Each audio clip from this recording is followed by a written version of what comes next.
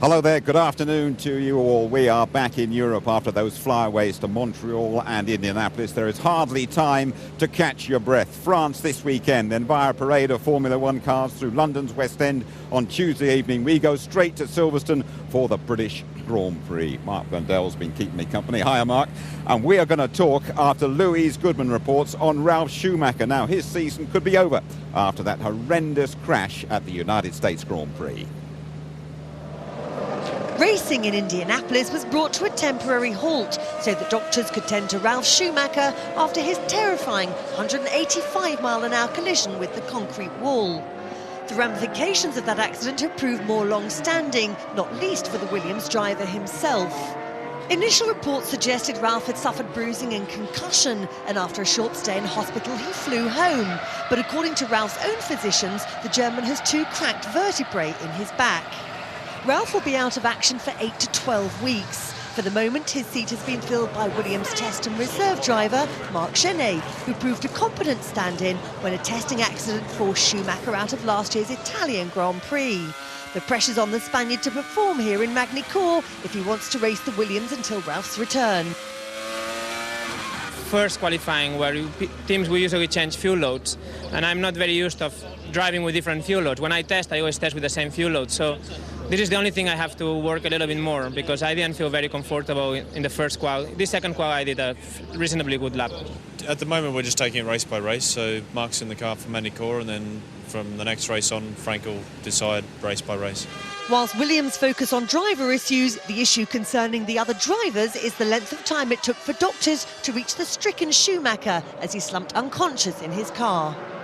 Is it something that the GPDA will be bringing up with the powers that be? Absolutely, for sure. We have already spoken to each other, in writing to each other about that particular subject of the time to get to Ralf. We got there as soon as we could. That's the answer. And it always seems a lot longer than it actually is. I gather that the first medical car excuse me, was there in 1 minute 39 seconds, and he was delayed by the fact that the Grand Prix cars were still circulating. Sid Watkins and the authorities seem very relaxed about it. How do you feel as a driver about the time it took to get the medical people to Ralf Schumacher? It did seem to take a long time, Jim. I mean, visually there was no one there for a long time, and then the perception is that, it's an eternity. But I think a lot of the drivers, there's a lot of unrest. They have signalled their intention to have an FIA meeting and see what else they can do about it. A theory about Ralf Schumacher, he might decide after that over and out as far as Formula One's concerned. Well, there's a lot of issues now surrounding Ralf because, with the injuries to his back, he's got some vertebrae problem, got concussed, and he's been concussed a couple of times within a 12-month period. A lot of people are now saying that maybe he's out for the season and maybe out for good, but let's wait and see. The door, though, is open for Marc Genet, the Spaniard, and he did pretty well in qualifying, got the Williams in the top 10 anyway.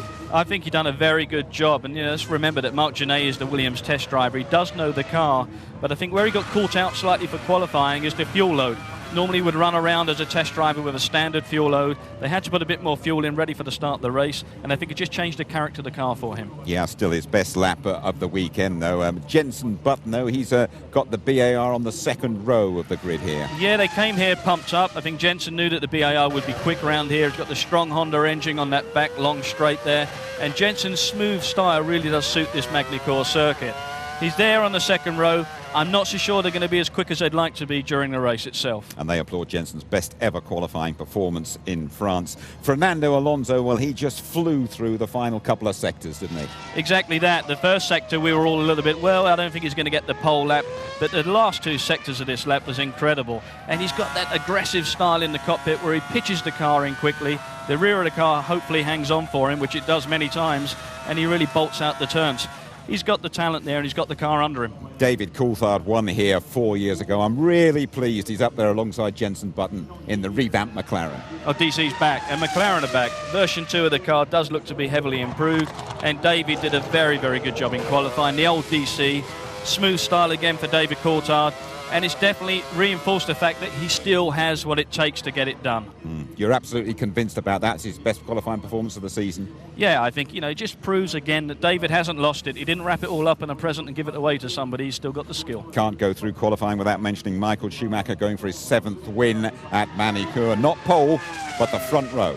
Yeah, I think a little bit of pressure there applied to Ferrari. I think Renault did apply it, and they slightly got a little bit behind. Michael made a small error on the end of the qualifying lap, cost him a couple of attempts dead dearly, but I think they're going to be strong again.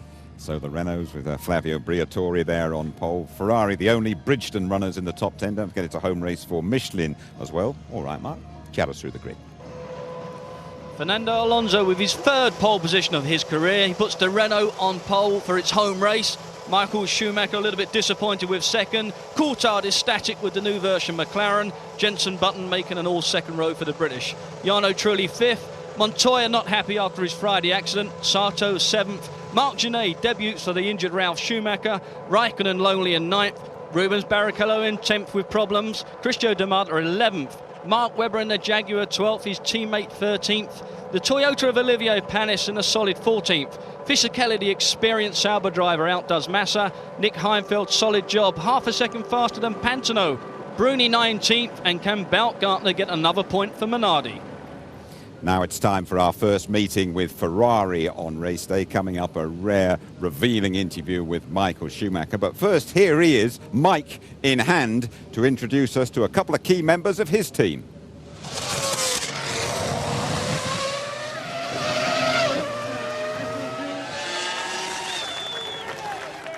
So then let's come in and let's have a look of the guys who are working very close with me, who are most important to me. We're going to start with the first one, who is still in the garage, and he's just working at his computer. He's a hard worker. I have a race engineer who I'm discussing all the secret setup solution with. Can I introduce you Chris Dyer? Hello, Chris. Hello, may you say a word about yourself, what you're doing, and so on? For you, yeah, Michael's race engineer. I work with Michael on setting up the car, working on improving the performance of the car, both at tests and at races. And he's very good at this. Thank you. So I have to see now Andrea, who is the other engineer on our side. Thank you so far. See you later. Come with me, and we're going to see Andrea Stella, who is my car engineer, who is dealing with all the data in the background. Another superb guy on our side. Andrea, can I disturb you for a second? Please, yep. This is Andrea Stella, and he's the second engineer next to Chris, and I'm very proud to work with him. Thank you. And I guess we're going to have another good season altogether. May you say a little bit of what is your main job, what you do here all the time? Yeah, okay. So I'm, let's say, a vehicle engineer. I look after the vehicle, and in particular my tool is the telemetry data, let's say, the analysis of this data coming from the car.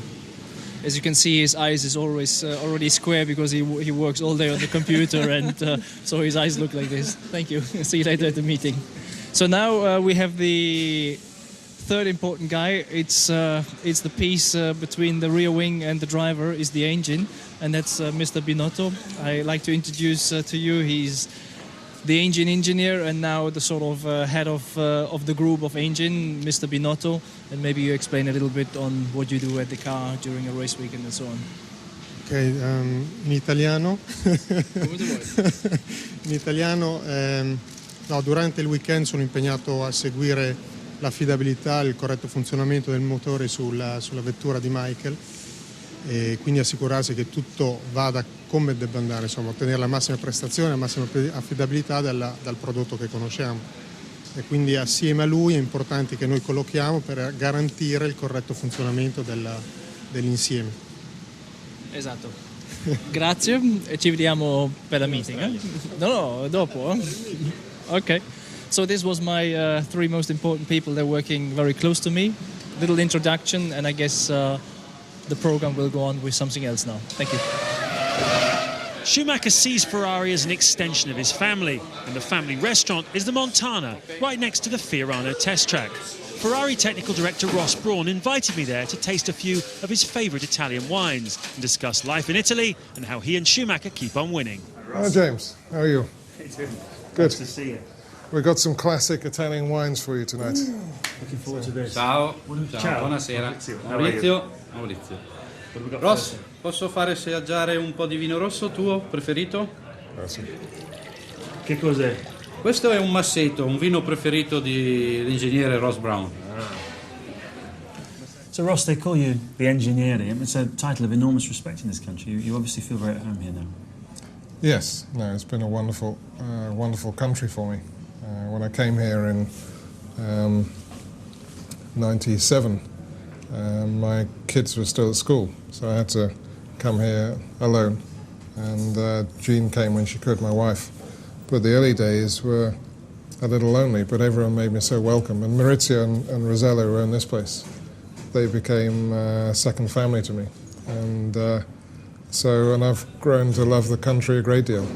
And people are very nice, food's great, and the wine's fantastic. It certainly is. Well, we're halfway through this 2004 season, and you must admit it's gone much, much better than you could ever possibly have dreamed.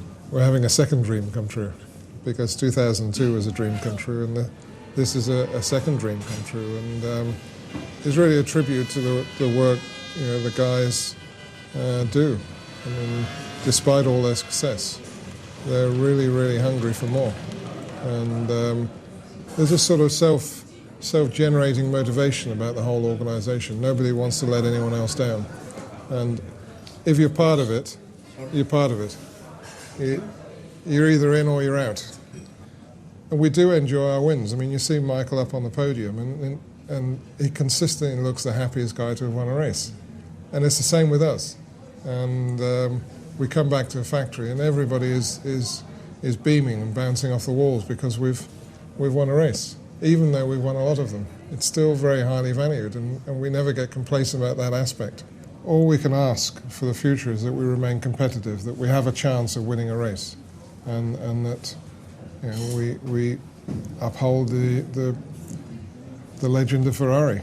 Tell me about the relationship with Michael. I mean, you're behind all but 3 of his Grand Prix victories, which are well into the 70s now and climbing all the time. What's the core of that partnership between the two of them?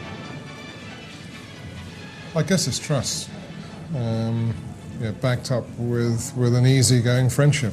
He's always committed. He's always concentrated. He always makes the maximum effort. So I trust him implicitly with what he has to do, and I hope he trusts me with what I have to do. But you obviously must understand each other very, very quickly as well, I would think. Yeah, there is a rapport that's just born from time together. And I never say to him, right, Michael, we're going to do this strategy, and I get, why are you doing that? What do you need to do? Surely you should do this. That never happens. I mean, he does it. And if he's unhappy about something, we talk about it afterwards. But he understands that during a race, there's not the environment to start debating what we're going to do. He helps me a lot because he'll be feeding me little bits of information along the way, how the tyres are doing, how the traffic's looking. He knows the bits of information that I need that I don't have on the pit wall. At the same time, Luca Baldessari will be given the information how the race strategy is evolving. And then somebody has to make the final decision. And whilst it's still 70 or 80%, it's me. When it gets below that, I'll have to find someone else to do it. So. A 4.4 kilometre, highly technical racetrack with an average speed of over 130 miles an hour. Always difficult to hook up the perfect lap. Qualifying was always going to be very close, and it was young Alonso who got it together when it mattered most.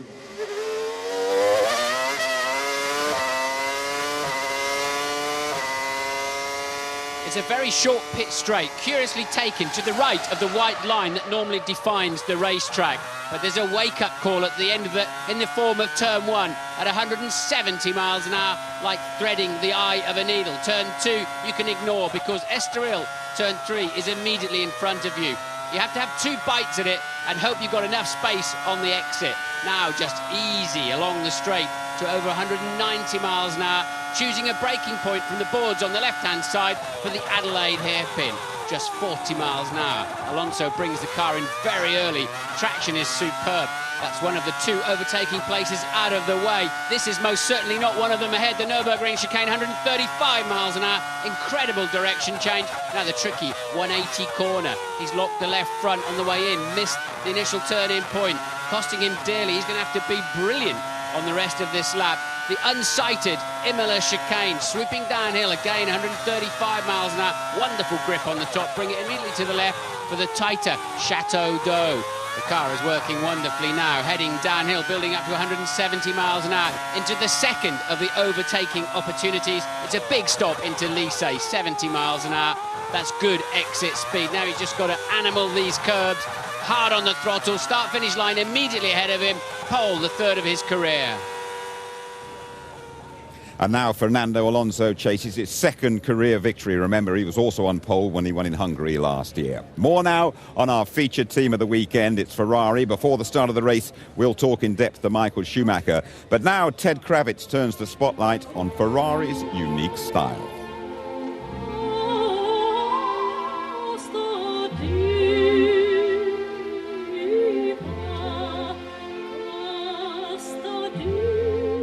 In 1929, Enzo Ferrari started a racing team. His cars wore the yellow shield of Modena with a prancing black stallion, the emblem of Francesco Baracca, a daredevil wartime pilot. Since then, Formula One has been synonymous with Ferrari. No other team is as popular. Starting the weekend, there's organised mayhem as Michael shares his thoughts with the world's press.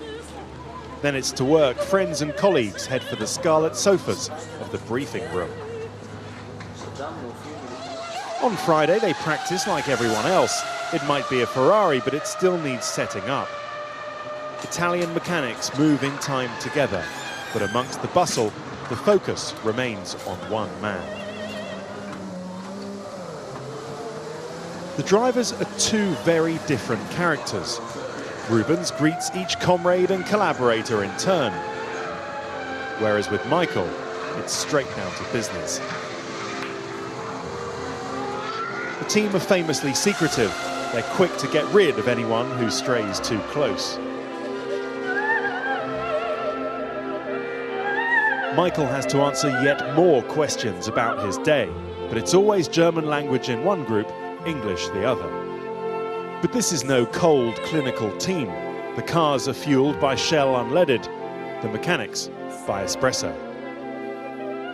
Ferrari is passion, class, it's style, warmth, fascination, mystique, and above all, speed. And after 75 years, the Scuderia Ferrari is still winning.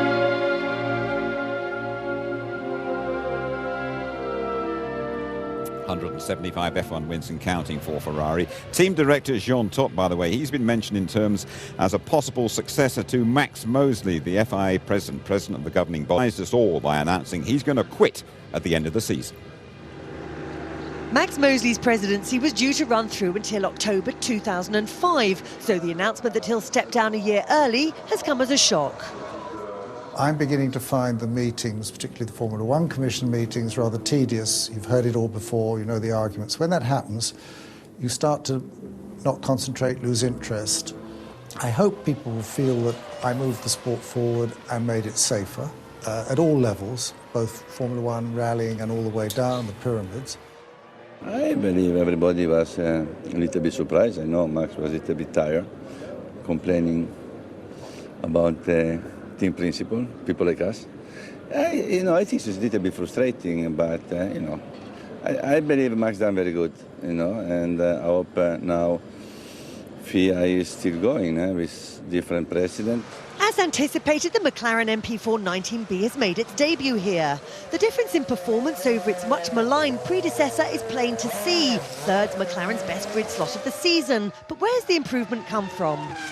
It's had a heavily revised aero package, but it's also got new rear suspension, a whole range of improvements which hopefully will enhance reliability. Significant step on engine performance, seems to be certainly a step in all directions, and fortunately the right direction. Williams' car looks substantially different this weekend too. There's a new aero package featuring revisions to the rear wing and barge boards, and fins have been added to the engine cover. Like the upgraded engine that BMW have introduced here in Magny-Cours, it's all part of the team's continuing quest to improve its results. We're pushing pretty hard and trying to bring as many parts as we can to the car over the next 3 or 4 races, because we do have to catch up on performance compared to the guys who are at the front. Juan Pablo Montoya probably didn't endear himself to his mechanics when he battered his new bodywork on Friday afternoon. On the track, though, the car looks good. Indeed. Well, now that Michael Schumacher interview, we talked in the Ferrari motorhome first about the United States Grand Prix and those moments when he realised it was his younger brother Ralph who'd smashed into the wall. I think these moments are the toughest one to cope with, and not knowing what you do, because you feel so lonely, and you feel in a way that you would like to jump out and go there and help him, but then in a way you have the responsibility, and first of all, it was a big shock. I mean, I drive past and I see Ralph there, and he sort of stopped breathing. I couldn't breathe anymore, and almost start crying, honestly. Then I went on the radio straight away and checked with the team what's going on, what's the story, and then the team, and thanks to as well the BMW people who gave us all the time the latest information, the latest update. So I was permanent in contact with the team. They explained me what's going on, and that was a big relief for me. How is he now? He has a good morale. He's obviously in big pain, and unfortunately they had to discover much bigger consequences in the recent days than they initially found, which is a little bit of a concern, I'd say. But he knows what's the story. He's been looked after now, and he'll be back at some stage. Do things like that make you question your motivation, your appetite for the sport? No, because first of all, we know there is a certain danger involved in Formula One. And the moment of the shock was rather short, because I got immediate feedback from the team that Ralph basically is moving and he's bruised and he's whatever, but nothing life-threatening. Although hearing now the information we got makes you maybe a little bit thinking differently. But initially the team said he was moving, was trying to get out of his car, and he was stopped by the marshals just to be precautious. You're a huge family man, aren't you? You don't go in for the trappings, for the jets, for the boats and things like that. You're happiest when you're away, out of the public eye, I would have to say, with certainly, your family. I mean, certainly it is one part of it, being at home, recharge your battery. And it's obviously very important to have the support I do have from my family in the way that they let me go without telling, okay, enough is enough. The ratio I'm having off time and on duty time is pretty much acceptable, and I believe I have more time available to my family than any normal in points worker who leaves in the morning, the house comes back in the evening. People tell me, Michael, your wife Corinna could be a very high-class horse lady. She's very, very good on horseback. She'd even get to Olympic level. She's very fanatic about the horses. She's always been since she was a little kid, and she just loves it. But she doesn't love it really for the sense of competition. She does some of it, but it's lesser important that she's competitive. It's more important the horse is in good condition, and she doesn't want to push them too hard, and just enjoy herself. How much is the Ferrari team, from your point of view, a bit of an extension to your family? It's quite a bit, and I believe another part of the recipe is the great relationship we have within the team, the friendship I do have with most of the people in the team. It's so close. I mean, I come here and I feel like home. Everything is just so easy. Everybody trusts each other. There is no internal fighting to achieve something, because everybody wants to achieve the same. And everybody believes and leaves its own area to where everybody is good at. People always ask me how much longer can he carry on, and quite a those few people want you out of the way because you win so much. But I say to them, he will carry on as long as he's having fun. Would that be right? I think that is the most simple and truthful explanation. As long as I love the sport, as long as I'm competitive, keep on going. Just check out his record: 10 wins in the last 12 races, 6 victories round Manicourt. Alain Prost also won 6 times in France. 8 wins out of 9 so far this season for Michael. He's 18 clear in the championship. Teammate Barrichello, the only driver to have scored at every race. Another 18-point gap back to Button. Trulli just 3 behind. Then this afternoon's pole sitter Alonso just ahead of Montoya. Then Sato, the most successful Japanese driver ever. The unfortunate Ralf Schumacher and Fisichella. Mark, a bit of an insight there into the personal side of Michael Schumacher. Definitely. I think you see that there's an emotion in Michael. I mean, he's very Germanic by nature. But, you know, that guy does enjoy himself when he gets on the podium. And clearly he's very focused with his family and focused on the track. And that's why he draws those results in. 8 wins out of 9 then for Michael Schumacher and for Ferrari. I'll tell you what we'll do now. We'll just pop into the engineering department, see if we can find out 1 or 2 plans for this afternoon's race. Well, Chris, not long before the start now, you're Michael's engineer. How is his race pace? We're hoping it'll be pretty good. Obviously, we probably don't have as clear a picture this weekend as we would normally have. We did very little running on Friday because of the rain, and then yesterday morning, again, we need to do more work in the morning because we missed the running on Friday and we haven't done as many long runs as we would like. But so far, the signs are pretty good. Are you particularly worried about the pace of Renault? Yeah, obviously they were looking quick in qualifying, and they've been quite competitive all weekend, so they'll definitely be somebody that we're keeping our eye on. Okay, Luca, you're changing the strategy as it happens. What kind of things do we need to look out for that will make you change strategies? Well, first things is the start. We have to see where we are after first, second corner, and then we will calculate in real time our tire degradation, so our performance. Based on that, we will tune a little bit the strategy. Then we have to watch safety car and the traffic, sure. And Rubens' race, briefly, is he on the same strategy as Michael? Well, you will see in a while, and Rubens for sure, for starting in the 5th row, it will be difficult, but we are confident that we can turn around the thing. Thanks, guys. Have a good race. Lee Ballard from Essex wants to know what's the difference between the tyres on my road car and the tyres on a Formula One car. Well, Hirohide Hamashima is the head of motorsport development for Bridgestone. Perhaps you can answer that question for us. What is the key difference? Yes, main difference is tread compound. So then I can explain using these balls. So this ball is made from the road car tire tread. So this one is bouncing very much, but this is made from the Formula One car compound, so we can catch. So this means Formula One compound generating more heat. It gives Formula One car to more high grip. So this is a big difference between the road car tread and Formula One tread. It would cost £80–90 for a road-going tyre. How much does one of your Formula One tyres cost? It is very difficult to explain, but maybe more than £2,000. Well, Fernando, front row of the grid, I've just seen your engineer pedals. He looks much more nervous than you. Maybe a little bit, but you know, we are all nervous. In this moment, we start in the pole. We are in France, and we have 70 laps to go to do a good result. Okay, thanks very much. Have a good race, and we've got a little message for a member of the Renault team who broke his leg in Canada. Get well soon, Letty.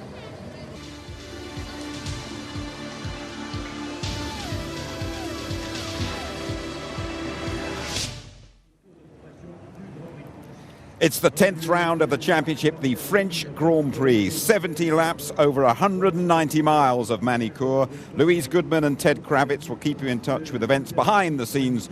Your race commentators on ITV1 are Martin Brundle and James Allen. Thank you very much, Jim. Good afternoon, everybody, and welcome to a very sunny and hot Manicourt, right smack in the middle of rural France. Track temperature at the moment, 43 degrees, by far the hottest it's been all weekend. The weekend started with rain on Friday, but cloudy and overcast yesterday for qualifying. Strong breeze as well down the main straight. Today, as you can see, only the lightest of breezes, not a cloud in the sky, and very, very hot track temperature. Could that be significant this afternoon? Certainly a strong possibility. Well, last year at this point, we had six different winners in the season. But right now, only Jarno Trulli, up to this point, has broken Michael Schumacher's stranglehold on victory. Will we be adding another name this afternoon? Ferrari certainly think this will be one of their hardest races of the year to win. And certainly the Michelin tyres of their rivals do seem to have a slight edge here, as they did in Monte Carlo when Trulli got that win. As I say, the temperature's going up all the time, which would tend to play into the Michelin runners' hands. There is Fernando Alonso. Will it be his name that we add to the list of winners for this season? Starting from his first pole of the season in the Renault, on home soil for them, a lot riding on it. They've got 6,000 Renault employees here today to cheer them on. Yeah, certainly Alonso's had a lot of back luck lately. Maybe able to turn that around today. There's Schumacher chasing another magnificent 7 after his 7 victories in Canadian Grand Prix. He's had 6 here in France. Will he make it 7 today? Or could it possibly be David Coulthard starting from 3rd place, McLaren's best grid slot of the season? And they have the new car here for the first time this weekend. It's made an immediate impression. So halfway through the 2004 season, this is where McLaren's year really begins. Martin, for the first time, Coulthard and his great friend Jenson Button starting alongside each other on the 2nd row of the grid. You can see it right there. As Button was just saying to Louise, the last time they raced against each other, they crashed, but Button tells me they've never started alongside each other. But just talking to Button, certainly last night, he said he reckoned this is his best chance of a Grand Prix victory this season. Yes, let's hope they're not ex-friends after 3 corners this afternoon. I think they've both got a good shot at getting past Michael Schumacher before or into the Adelaide hairpin at the far end of the back straight. They'll be very keen to get away. Normally we have seen the Michelin-tired cars getting a little bit better traction after they've all cooled down on the green flag lap to the grid formation itself. A lot of good stories to watch out for, though. You've got Raikkonen down in 9th, really, I think, out of position. Genet just ahead of him in 8th. He's really got a lot to prove in that Williams if he wants a seat for next year. Barrichello also way out of position down there in P10 in the 2nd Ferrari. You've got to expect them to come through the field at some point, but it's going to be pretty scruffy, I think, in the top 6 or 8 as they head on that first lap. Yeah, just bring you up to speed then. Marc Genet, who Martin was just talking about, substituting for Ralf Schumacher. Those of you just joining us, he's broken 2 vertebrae in his back, and he's going to miss quite a few races, certainly 12 weeks is what the doctors are saying at the moment. His manager, Willy Weber, is saying that he expects Ralf to be back in a car at the Belgian Grand Prix. He said that this morning, apparently, but a lot of people doubt that quite a bit.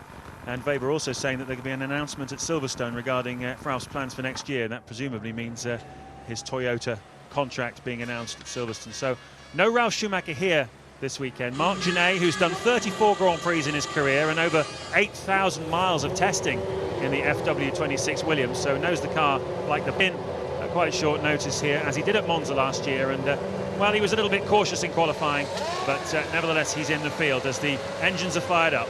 Yes, Michael Schumacher with his hand in the air and index finger up, saying, okay, I've done everything my end, switched on all the necessary buttons and software packages. Over to you to twist the engine at the back through the gearbox and wind it all up.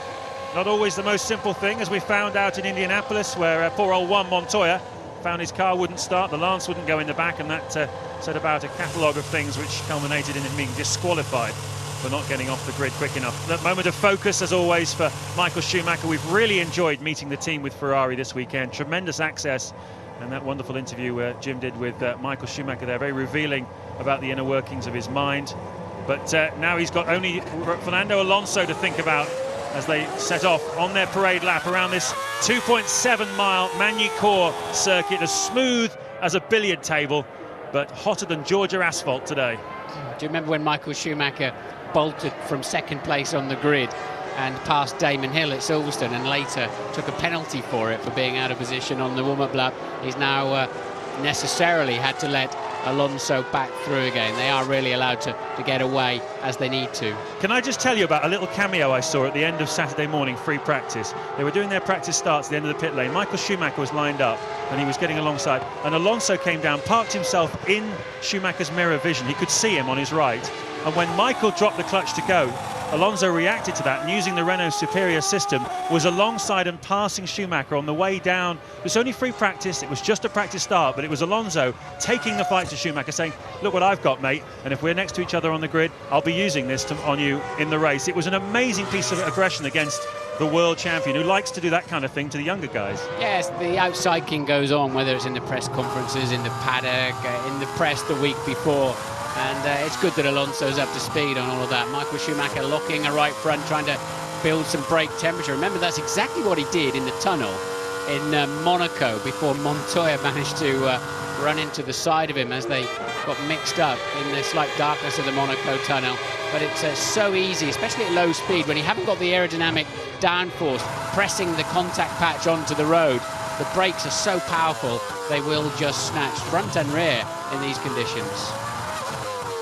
The grid very close for this afternoon's Grand Prix. Takuma Sato down in 7th place, just half a second away from pole position, and a 10th separating P2 and P5 on the grid. So the lap times so far have been very, very closely matched. That tyre situation I mentioned before, just levelling the playing field a little bit this weekend.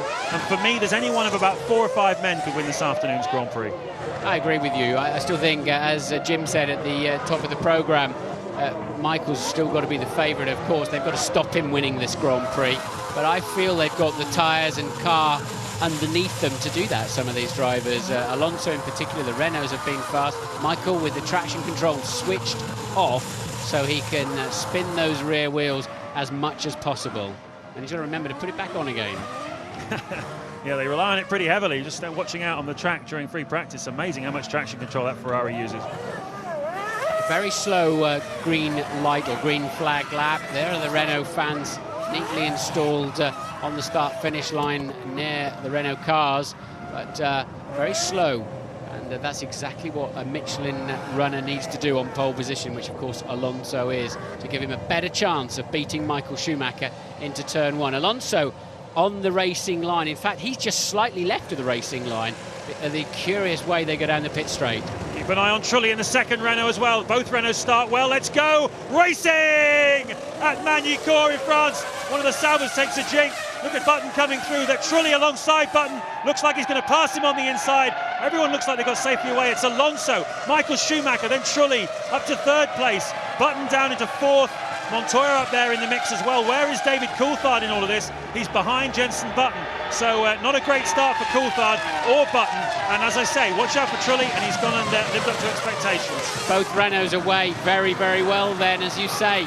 Trulli again, a Button remaining 4th. Coulthard dropping down to 5th. Montoya 6th. Raikkonen straight up to P7 then already. Sato Barrichello 9th. Genet 10th. A poor start from the Williams end of Genet. Webber 11th. D'Amata 12th. Yes, it's always very interesting to see the drivers that slide back at the start. Marc Genet dropping 2 places, as Martin says. Obviously, it's been a while since he's done a Formula 1 start. It does all tend to happen pretty quick around you, but no question about who the leader is. It's Fernando Alonso, who won from pole position in Hungary last season. On that occasion, he was trying to beat Michael Schumacher, who had all kinds of problems on the day and wasn't able to fight him. And look, they're already dropping Trulli in 3rd place. Coulthard and Button look like they're getting stuck into each other for 4th. And the reason that happened is because Button had a go at Trulli on the exit of the Imola chicane into Chateau d'Eau and held himself up and gave Coulthard a run at him. He's now been held up with that overtaking attempt. Meanwhile, Trulli and Michael Schumacher, Michael Schumacher comfortably out front. Here we go for a replay. Watch Coulthard away slowly, just going underneath your picture now. And in the background, nobody getting into each other on the line. Everybody away except, look, a Toyota there, Panis, very slow away. And he is 20th in the field of the 20 runners. Yep, home Grand Prix. Oldest man in the field and the only Frenchman.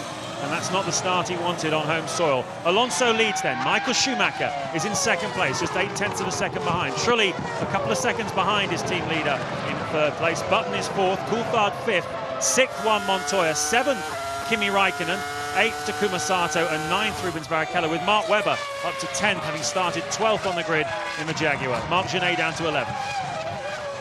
Now I think behind, Trulli's just got to settle down now, otherwise he's going to lose these front 2, and he's shaking off Button by about 6/10 of a second.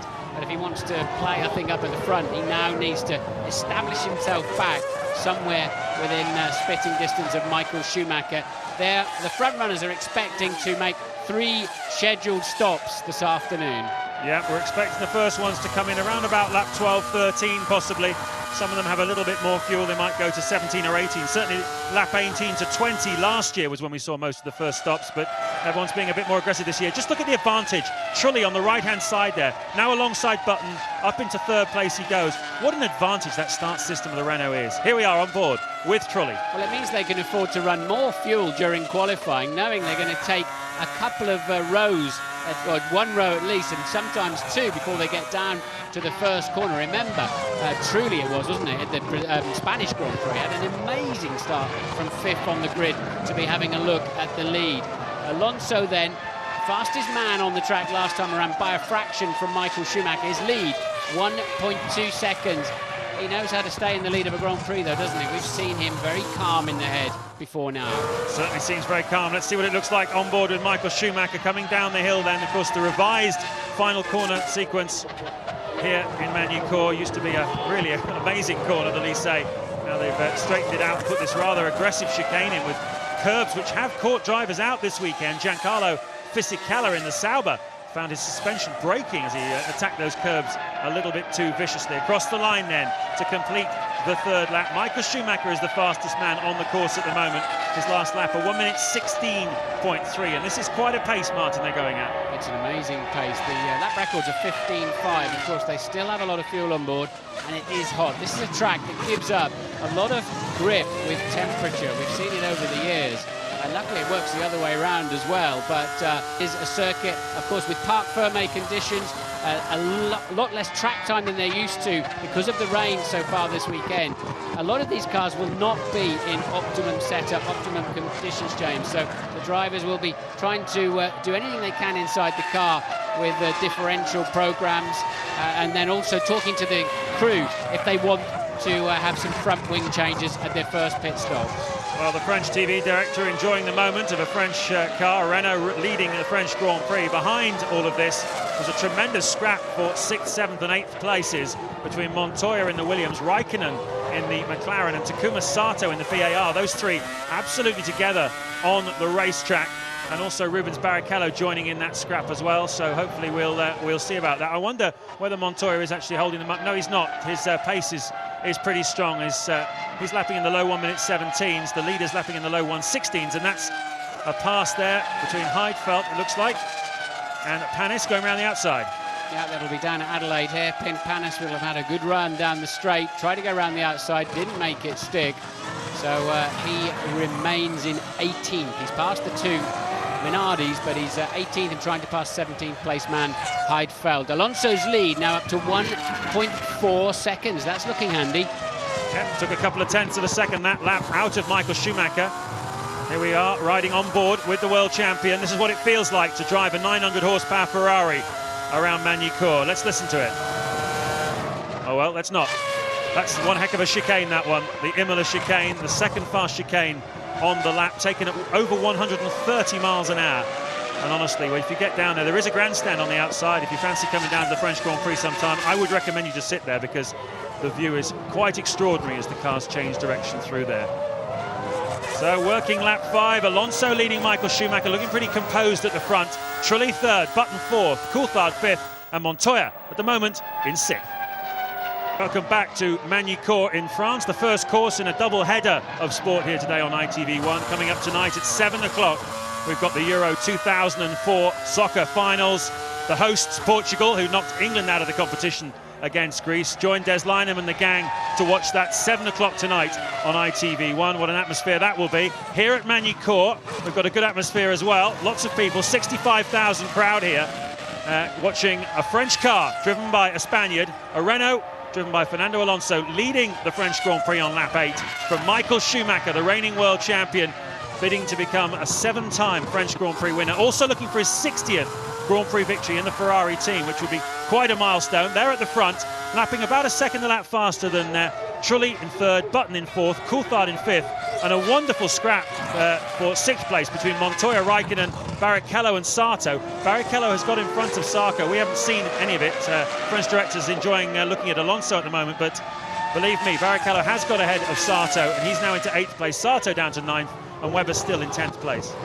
Yes, this is brilliant punch and counter punch between Alonso and Michael Schumacher. They're matching each other 10th for 10th until that lap, and Michael's just put in a new fastest 1:15.761. You can see it at the bottom of your screen now. Michael Schumacher much faster through the first sector of each and every lap too. So Alonso beginning to get a little bit untidy on the curbs, James, a touch ragged and Michael menacingly now sitting there. 16 seconds separate the top 10 at the moment. Webb is 10th, he's passed Genet too, but these two at the front are in a league of their own. They really are, aren't they? Trulli lapping high 1 minute 16s. His colleague Alonso low 1 minute 16s. Schumacher low 1 minute 15s. One wonders whether Martin Trulli and Button are carrying slightly more fuel than Alonso and Michael Schumacher. Certainly Button felt last night that he had the most fuel on board of any of the top 4 runners. But I've been told that Trulli and Alonso are doing a similar strategy, in which case it just seems to be Alonso's day. Certainly this is Alonso's stint of the race. Anyway, he's much faster at the moment than Jarno Trulli, who is now 6 seconds behind the race leader. Look at Michael Schumacher, though, getting closer all the time. Yes, the gap was 1 second at the end of the last lap. We're just coming up to the end of the 9th lap, and it's now down to 0.9 again, just edging another fraction. Michael beginning to put the pressure on. We've seen this so many times this year, James, where 2 or 3 cars have ended up way faster than anybody else. I think it's those that happen to be hooked up under the Parc Fermé situation, where they've got a good car going into qualifying, they then have to live with through qualifying and all Sunday afternoon, and that's why we're seeing a big variation in performances. Certainly early in the Grand Prix, Schumacher now really beginning to look menacing to Alonso. He's done 159 Grand Prix more than Fernando Alonso, and a lot more experience therefore to go with it, of course. Good stat, very good stat. He's also won 78 of them.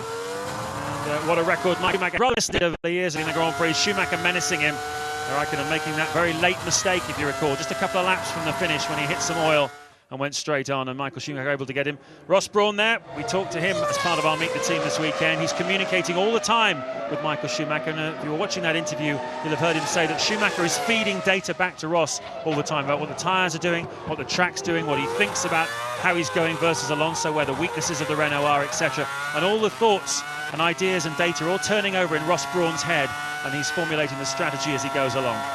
Well, I did 158 of these races, James, and I wouldn't have wanted anybody talking to me, even Ross Brawn, in the middle of the Imola chicane, which is where Michael was at the time. I really don't know how he copes with that. It's amazing. The gap down to 0.6 of a second then. Alonso leads from Michael Schumacher, Trulli 3rd, Button 4th. Coulthard keeping in touch with Button in 5th. Then Montoya, Raikkonen and Barrichello having a good fight. Sato, Webber is 10th, Genet 11th, D'Amata 12th. Then Klein in the second Jaguar, Massa and Fisichella 14 and 15, very close together, probably on 2 stops. Then it's Pantano, Heidfeld. Panis is still behind Heidfeld in the Jordan. A lot of talk in the paddock. Eddie Jordan has sold the team, a big chunk of the team, to some new partners, so maybe we can look out for an announcement on that in the near future, but that's certainly a very strong rumour in the paddock just before the Grand Prix started. Yeah, certainly linked with Middle East consortiums over the last few weeks, and well, the Jordan team certainly could do with a bit of a cash injection to boost their competitiveness. The 2 drivers, Pantano and Heidfeld, pushing hard as Michael Schumacher gets the car slowed down. That's why he was being so aggressive. He's right underneath our commentary position. He comes into his box, inch perfect. They practice this so many times, these teams. We've got a race, James. That's great news that Michael is in before Alonso, because that obviously meant he was carrying less fuel. Raikkonen's in too in the McLaren from 8th place. So it's a genuine pace that we're seeing from Fernando Alonso. He was carrying more fuel. I wonder if he'll pit this time. Let's hope not. Then we've got a seriously good fight. Raikkonen departs as D'Amata enters the pits. They were almost getting in each other's way. Genet away too. Yep, Genet substituting for Ralf Schumacher makes his pit stop. There's the Toyota, as you can see. There's your race leader still, Alonso. Trulli is now 2nd. Button is up into 3rd. Coulthard, Foyer 5th.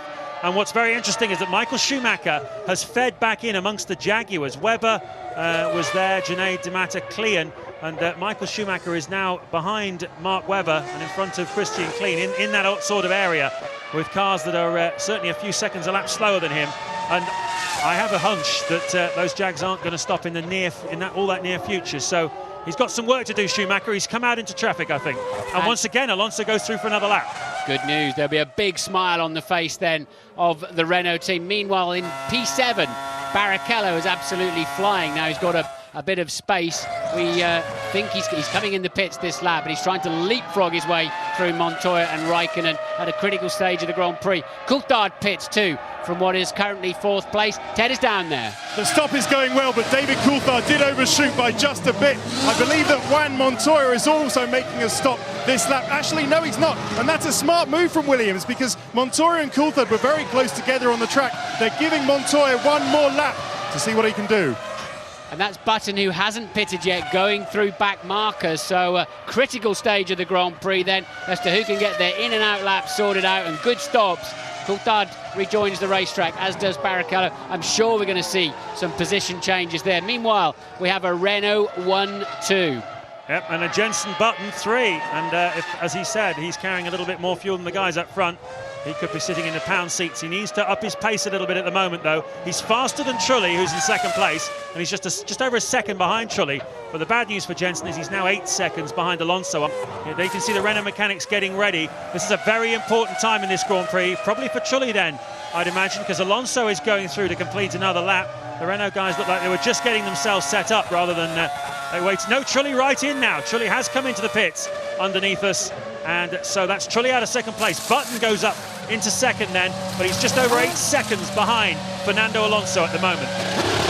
We've got a serious race on our hands this afternoon. The Ferraris and the key Michelin runners have all got roughly the same pace, just slightly stuttering away there for Montoya, and he's in a critical battle with Barrichello and Raikkonen. We'll see how it unfolds. I'm watching Michael Schumacher doing a 1:16.8, stuck in traffic behind Takuma Sato. As you pointed out, James, that slightly earlier stop for him has put him into traffic and is costing him about a second a lap.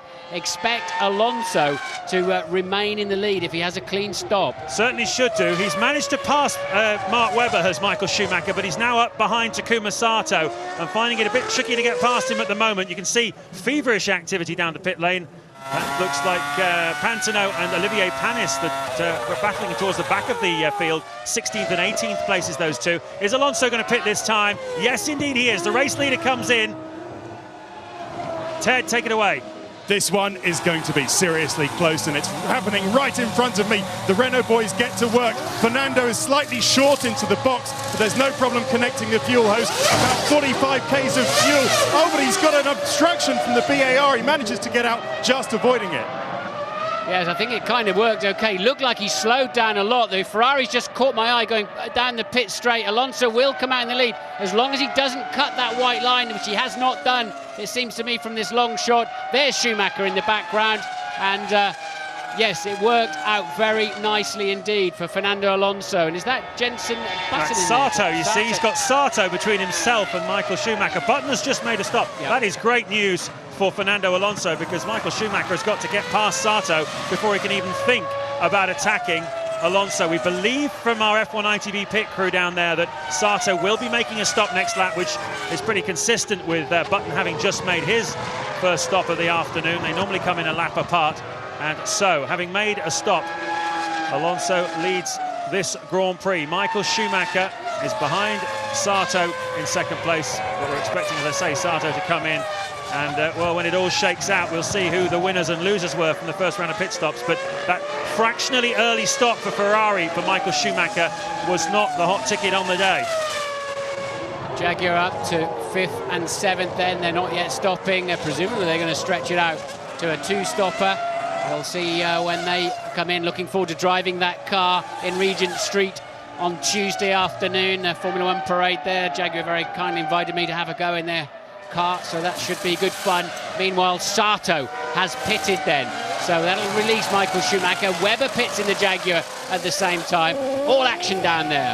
Yeah, that's good news for Jarno Trulli, who was behind Mark Webber at the time, so he will resume, I think, in 3rd place. And you can see that Alonso took a long time, half a lap, to get past that Minardi. That will have cost him. He was trying to get him into the first corner, and it took him until halfway around the circuit to make it stick. So that will have lost him a bit of valuable time. Let's see how long it takes Michael Schumacher to get past him. There's another Minardi as well in the way. There is Schumacher, you see. Bruni is now in front of Alonso. It's Baumgartner here coming into the clutches of Michael Schumacher, who's going to encounter him at right in the middle of the fast chicane. He's probably going to have to... Oh, he's got past him already, so... Michael Schumacher very committed here then in the pursuit of Alonso. So we're waiting to see really then where Barrichello came back out. He's ahead of Raikkonen. Raikkonen's had a poor stop somewhere, James. He's back down in 12th place now. And we've still 2 drivers yet to stop. That's Klein in the second Jaguar. And Massa has not stopped either, nor has actually Fisichella a little bit further down the field. But Raikkonen losing out in those first round of stops. Well, we're looking at some smoke coming out of the back of a Honda. That's not an unfamiliar sight this season. Poor El Sato lost 3 engines already this year. And that looks like number 4 Honda blow-up of the season for Sato. Why is it always his car? Very, very strange. A Honda engineer there either. It's nothing to do with the way he drives it, they believe.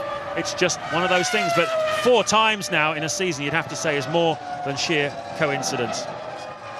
Yeah, I remember Jenson Button saying in an interview 2-3 races ago on ITV, yes, there was something he would differently to me, and they've tried to stop him from doing that, so it should be blowing up. But as you say, James, there's always a reason for everything somewhere along the line, whether it's an installation thing, a driving style, whether it hits it too hard on the out lap, whatever it is, something's happening with Sato's engines that's hopefully not happening with Button's today.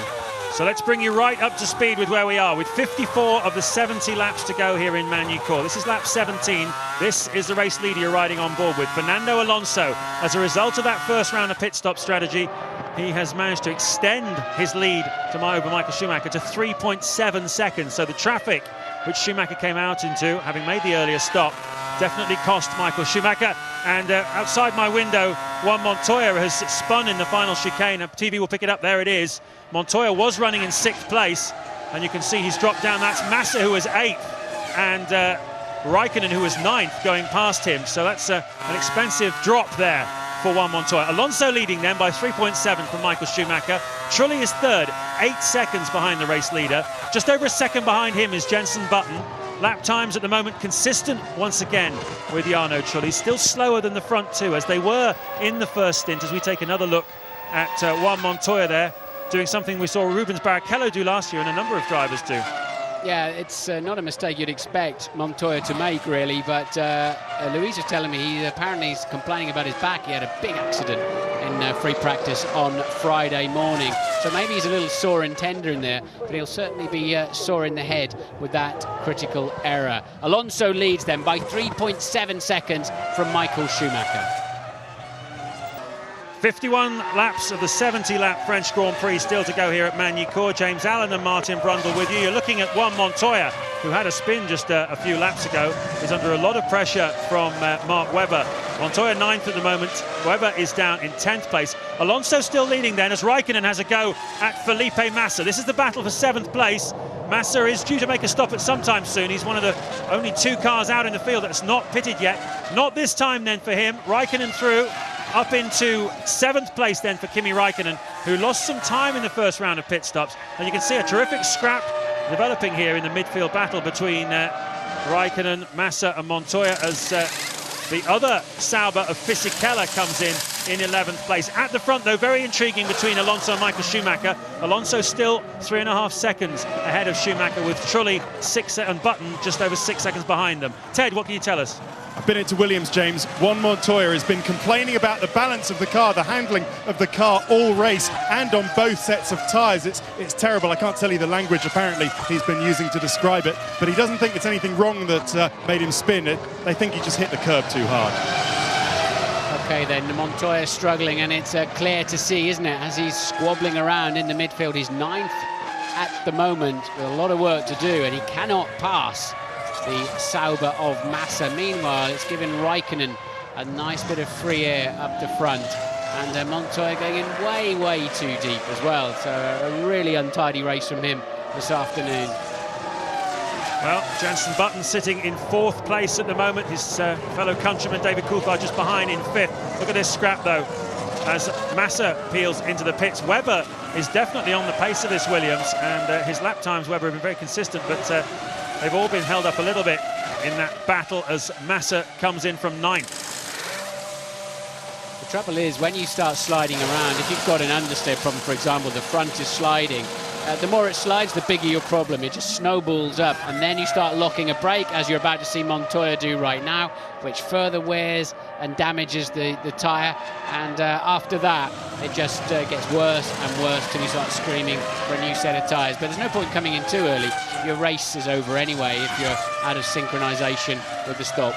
Exactly. Well, Montoya pitted on lap 13, so he's only had that set of tyres on his car for 8 laps, and certainly I'd expect them to need to go through to around about lap 30 at least.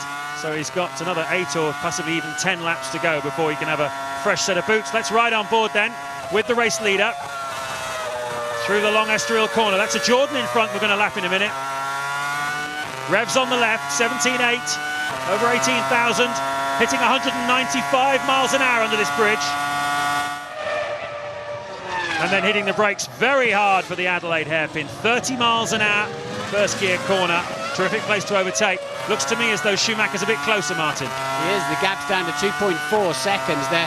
Alonso's 9 seconds ahead of his teammate Trulli, but Michael is yo-yoing around between them and gradually now hauling Alonso back in. That time, 0.7 of a second on the previous lap. I don't think he had traffic either, did he, on that lap? So Alonso beginning to struggle. Yeah, it's interesting because Michael Schumacher is clearly happier with this set of tyres and with the circumstances of his car in this stint. He's lapping comfortably in the mid to low 1 minute 16s, and obviously feels the car is right under him. What kind of things do they do, Martin? Adjust the tyre pressures and that sort of thing based on the information the driver's giving them before they put the tyres on the car at the stop. They can... Yes, they can measure the first set of tyres, of course, and just see exactly how they came in terms of temperature and pressure particularly, and make some adjustments if they need to. They can put a bit of front wing on if necessary, but I've never seen a car go so fast with so much understeer as that Renault that's in the lead at the moment. And I've said it several times this year, it just looks like an undrivable piece of kit in some of the slow corners as he has to crank on. Let's see, we're on board with him now. He cranked on a load of steering. The front just wants to slide across the road. Wasn't as pronounced there in the Adelaide hairpin as it is in some of the chicanes, but quite clearly gives him brilliant traction and a good overall lap time. Well, Alonso has passed Pantano. Heidfeld makes way too. He dives up the inside through the 180. On his way, Michael Schumacher getting ever closer. Took 0.4 of a second out of him on that last lap. We're riding on board with Alonso. See how calm he is. Seems to keep it all together.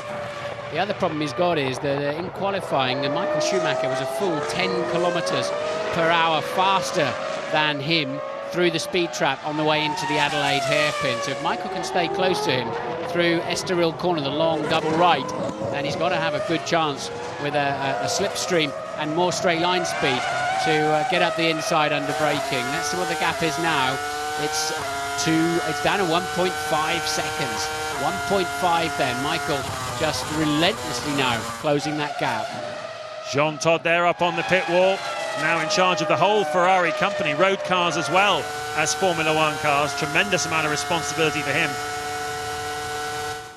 Michael Schumacher there riding on board with him. Yes, a lot of responsibility for Todd now, and he's handed over certain areas of his job in Formula One to Ross Brawn, the technical director, and Stefano Domenicali, the sporting director, has taken on a lot of the managerial roles as well. A lot of people see him as a future successor to Jean Todt, Italian-born, American-educated Stefano Domenicali. And Todd now have to think about what new model road car Ferraris they're going to produce, as well as what new racing Ferraris.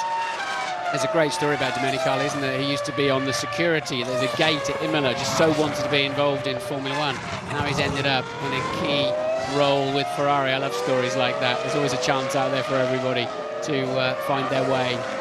Well, certainly, of course, of this weekend, we've been with the Ferrari team. We've been very keen to emphasise they have succession plans. They do know that the Dream Team has achieved extraordinary success, but they are all ageing. Drivers and management as well, and they are putting younger people in place to take over. They want to continue this extraordinary run of success that Ferrari have had under Jean Todt. And there you can see Juan Montoya going wide at the Nürburgring chicane. He was not the first man to go up on that green rumble strip there this weekend. Everybody pretty much has been up there. It's where you go when you try and carry a bit too much speed into the Nürburgring. And now look at the margin here. It seems Schumacher is closer than ever.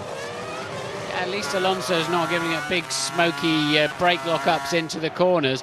but he's still losing half-second a lap. Louise is down with the very unfortunate Takuma Sato. Very unfortunate, once again, an engine failure. And once again, Takuma, just after your stop, is that significant at all? It was difficult. It's slightly different because I struggled a little bit right beginning the start. And obviously, after the pit stop, it was a significant power down, and the engine didn't last it. Thanks, Taku. Well, I'm afraid we're still really only looking at the leader. There's some good fights going on. Truly third, Button just 1.4 behind him now in fourth place. Coulthard still within shouting distance of Button. Barrichello, though, in sixth place, homing in on the back of David Coulthard. Both Ferraris out there very quick at the moment. Raikkonen 7th, Montoya with his untidy race 8th, and Webber 9th, Genet 10th. What's going on out on the racetrack? Michael Schumacher badly held up behind the Toyota. Yep, came across him in the Lycée corner. We're now almost at the end of the first sector, and he still hasn't been able to get past him. Obviously, he'll get him onto the Adelaide, but there weren't too many opportunities for Panis without backing right out of it to let Schumacher through. So that's cost him a little bit, but it doesn't seem to have cost him too much. It's the first part of the lap where the Ferrari seems to have the edge. The second two sectors where the Renault is stronger, exactly as we saw in qualifying. Yeah, but Michael was just visibly quicker, wasn't he, though, through into that chicane in terms of turn-in speed. He's got a lot more grip underneath him at the moment. Alonso's going to be a sitting duck anytime soon, unless he can keep leaning on those back markers to help his cause. He's got to find every ounce he can at the moment, because if Michael Schumacher gets ahead and come the next stop, he's got a faster car, hasn't he, at this stage of the Grand Prix. And as you said earlier, James, in the second half of each stint, the Ferrari has been stronger. I tell you what, you have to take your hats off to the Bridgestone people, because they were getting a lot of criticism this time last year when Williams headed home a dominant 1-2 for a second weekend in a row here. If you recall, in 2003, it was a summer of Michelin success, and Bridgestone went away and they thought, hey, how are we going to make tyres that work well in hot conditions? They've had tyres that have been outstanding everywhere we've been so far this season, and certainly a number of the Michelin guys thinking they had an edge here this weekend going into the Grand Prix. But on race day, even in the hot temperatures, the Bridgestones on that Ferrari look like, at the moment, they are holding on better than the Michelins on the Renault and the other cars. That's where I was telling you, Michael's obviously quite a bit faster down that back straight in Sector 1, and that's where it's going to happen, if it happens, before the next pit stop. We've got Button closing in on Trulli for third and fourth. Coulthard closing in on Button, now just 4 seconds adrift. Barrichello closing in on the lot of them. A lot of racing going on out there this afternoon, and just like to see a little bit more of it. So a little bit down the road. That's about 15 seconds behind this leading duo. I tell you, another good scrap to watch out for is Button and Trulli. They've been at it really for most of the race. At the moment, they're just over a second apart in third and fourth places. But Trulli made the earliest pit stop. He stopped on lap 13. Button stopped a lap later on 14, but put a bit more fuel in the car. So we're going to have one of those situations where he's going to try and use that advantage when Trulli makes his stop, to try and leapfrog him when he makes his own second stop. We'll watch out for that coming up a little bit later on in the race. But certainly the BAR at the moment not really able to show the kind of pace that Button believed he had. Certainly he thought he was the fastest car in the race in Indianapolis, and thought he would be again here today. Look at the Ferrari closing up, you see, on that straight line speed. Raikkonen pits from 7th place, the first of the second stops of the afternoon. There you can see it. Fresh tyres going on, about 50 kilograms worth of fuel going in, and away he goes. Let's tell you a little bit about how that car is different from the car they've been competing in all season, the MP419 that they've put to one side. This is the 19B. It has very different side pods, completely different rear end, new rear suspension as well. The drivers say that it's much kinder to the tyres on the long runs in a race. It's easier to drive, it's more predictable, and certainly in Coulthard's hands, he believes he's able to brake. He's much more confident on the brakes, which was where a lot of his lap time and speed comes from. So certainly a good debut so far for the McLaren. It's 5th in the hands of Coulthard and 7th in Raikkonen's hands, but as you can see, still 42 laps to go as Schumacher makes the earlier stop again. What a good day for Williams, though.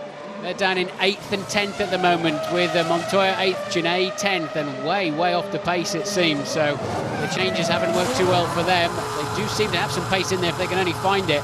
This man certainly has got all the pace he needs at the moment, but he just has to keep stopping for fuel before the Spaniard. Coulthard pits too, so both McLarens then have made their second stops. There he is And the nozzle again, three-quarters of a second slow coming out, but he's away. Once again, Schumacher's emerged with some traffic to deal with. It's in the form of Panis, Massa, Fisichella in front of him. Ooh. A little bit wide there for Alonso, just having to edge the car and just keep it gently on line by turning into the slide and really getting, I think, towards the end of the useful life of this set of tyres. Amazing, isn't it? They're good for about 50 or 60 miles. Look, struggling again in Chateau d'Eau. Alonso's ready for a set of tyres, and this is crucial. He needs great laps at the moment, not difficult laps, if he's going to maintain the lead. We just know how brilliant Michael Schumacher is at this phase of every Grand Prix. He does not pit. Yeah, he's just 1.4 ahead of Schumacher then before the German made his stop on the last lap. We'll monitor the margin, probably be a lot closer than that. As you can see, Alonso's car sliding. You see it moving? And look at the graining on the right front, Martin. Yeah, tyres are not looking nice at all. He's had to push hard in this stint. Button pits from what is currently third place. So, well, he definitely stopped for longer on his first stop, but that wasn't extra fuel that went in. It must have just been a slightly slow stop for Button. So that theory that he was going to run a little longer, obviously not working out. Trulli's still out on the track. Button has made a second stop, so that will not be happening. Ted, what can you tell us? Tell you what, at Ferrari, they're delighted that McLaren made the stop when they did, and there was that little hesitation on David Coulthard's nozzle, because this gives Rubens Barrichello a great chance to jump him after his next stop. Yeah, we'll keep an eye on Barrichello's times. It was a 1:16.5, which is pretty handy, if not spectacular, last time around.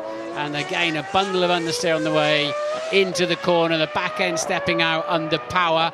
So, and we're hearing that the Renault team are out in the pit lane, and I hope it's with a fresh set of tyres for this man, but it's not. It's for Jarno Trulli as we understeer and jump our way through the final chicane and run down the ragged edge of the pit straight for the tremendously challenging first, second and third corners here on this Manicor racetrack. So at the moment, Fernando Alonso leads the Grand Prix. His teammate Jarno Trulli has just come into the pits. He was 12 seconds behind. Also into the pits comes Rubens Barrichello, who was in third place. These two racing for position. Michael Schumacher was fourth, but with those two pitting, he will go straight up into second place. So Barrichello getting out of his way in the nicest possible way by diving into the pits. New lap record for Michael Schumacher, a 1:15.4, and you've got Alonso doing 1:16.8. That's already enough to negate the lead that he had. So Schumacher absolutely blisteringly fast at this stage. Montoya away after his second stop. Surely Michael Schumacher has got enough now to come out in front of Alonso. Alonso launches the car into the Imola chicane, just throws it at the corner. But he's in at the end of this lap. We're hearing from the F1 ITV pit crew. And you wonder why they didn't bring him in a couple of 3 laps ago, James. You'd have to say that because his lap times have been in the high 1:16s, and Schumacher, with a new fuel load, new tyres, has made it work. As you said, a 1:15.4 his last lap, and that should give him the lead over Alonso as the race leader comes into the pits. And we're expecting Michael Schumacher to come down the hill any time now and take the lead away for the first time in this Grand Prix from Renault. They're going to work as fast as they can, It's a fantastic stop, but it won't be enough because Schumacher's blasting down the pit straight, and Alonso will see him in a moment. There he goes, disappearing into the first corner. There is Michael Schumacher. He is the new race leader. And, well, Alonso stayed out a couple of laps, and it didn't work for him. That last lap of Schumacher's a 1:15.3, the fastest lap of the Grand Prix so far. Exactly when he needed it, Schumacher found the speed, and that is why Schumacher is Michael Schumacher, and it's why he's a 6 times world champion. Yeah, and a new lap record to go with it then, and, well, he just pulls it out when he has to, doesn't he? It's just too easy for him. He's just got speed to spare. And he looked a bit ragged in the first sector of the race, and once again he's gone a bit deep into 180, but he's done enough, hasn't he? It's Alonso struggling on the old tyres, grained right front, lacking in traction, and Michael just punished him. Well, it was 32 laps before the Ferrari hit the front, 32 of the 70. So Renault certainly took the fight to Ferrari here this afternoon. It's certainly not over yet either. We've got 38 laps to go. An awful lot can happen here at Manicor, and who knows, Alonso might love this set of tyres that he's got on at the moment. And we'll find out exactly what the margin is. It looks about 3 or 4 seconds to me, Martin, as they cross the line. Here they go. Yes, it's 3 seconds exactly, Michael Schumacher to Alonso. Then we're waiting to see where Jarno Trulli is in 3rd place, how far behind, as Olivier Panis makes his 2nd stop of the afternoon. Trulli is 15 seconds then behind race leader Michael Schumacher, with Button right on his tail, as he has been throughout the Grand Prix. Barrichello now just 2 seconds behind Jenson Button, with Mark Webber pitting from 6th in the Jaguar, and that promotes Coulthard up to 6th. Yes, it does. But an important part of what you just said, James, is Barrichello did, in fact, leapfrog David Coulthard during those 2nd stops, as we predicted. So Michael Schumacher, as we see the Minardi of Baumgartner in the gravel trap. Michael Schumacher leads by 3 seconds from Alonso. Jarno Trulli 3rd, Jenson Button 4th, Barrichello 5th. Webber was 6th, but he just pitted, so up to 6th will come David Coulthard. Halfway stage of the French Grand Prix at Magny-Cours in France. Michael Schumacher may have hit the front, but it's Alonso who's now faster than him on the racetrack. Took a couple of tenths out of him on that last lap. Jarno Trulli is 3rd, with Jenson Button 4th, Rubens Barrichello 5th, and David Coulthard 6th. There is going to be, very shortly, a superb scrap between Trulli, Button and Barrichello. They've been closing up more and more together. They are separated by just over 3 seconds, the 3 cars, and they're all looking very racy here this afternoon. So a lot can develop there. But Martin, for me, a lot can still develop at the front here, because historically, this season at least, the Bridgestone tyres on the Ferrari do not particularly like being pushed hard in the opening just after they've been changed, a new set of tyres after a pit stop. We saw Michael Schumacher, as you pointed out, doing those stellar quick laps in the low 1 minute 15s. Do you think he might have done some damage to those tyres now, because he doesn't seem to be quite as quick as Alonso at the moment? No, I used to find here that you had to hurry up and wait with your new tyres, because there was so much grip, and you could easily take that grip and enjoy it with 1 or 2 quick laps. You paid a heavier price later on, but we have seen Michael's Bridgestones hanging on pretty well through a stint, better in fact than the Michelins on Alonso's car, but they both hit that fresh grip and used it instantly. It's like they've taken it straight away, and I wonder if they will pay a slightly heavier price for that later on. We'll see. Just 2.6 seconds between them, and Ted is down with Luca Colliani. Yeah, down here with the Ferrari head communications chief, Luca Colliani. Luca, Alonso made you work for it, but now Michael's used the best of his new tyres, right? Yeah, I think we are in a decisive moment of the races. Alonso and Michael are fighting very hard. It's a very tough race, duel. Also, Rubens is doing very well. He's starting from 10th. He's already in the top 5, and I think he has a good strategy to be in a very good position at the end of the race. It will be a very interesting second part. What's Ross telling Rubens to really go for that? He thinks 2nd or maybe 3rd is on? Yeah. I have to say that Ross is pushing Michael very, very hard, because if we have a chance to win, we have to push. That's for sure, because Renault and Alonso are very good. Thank you, Luca.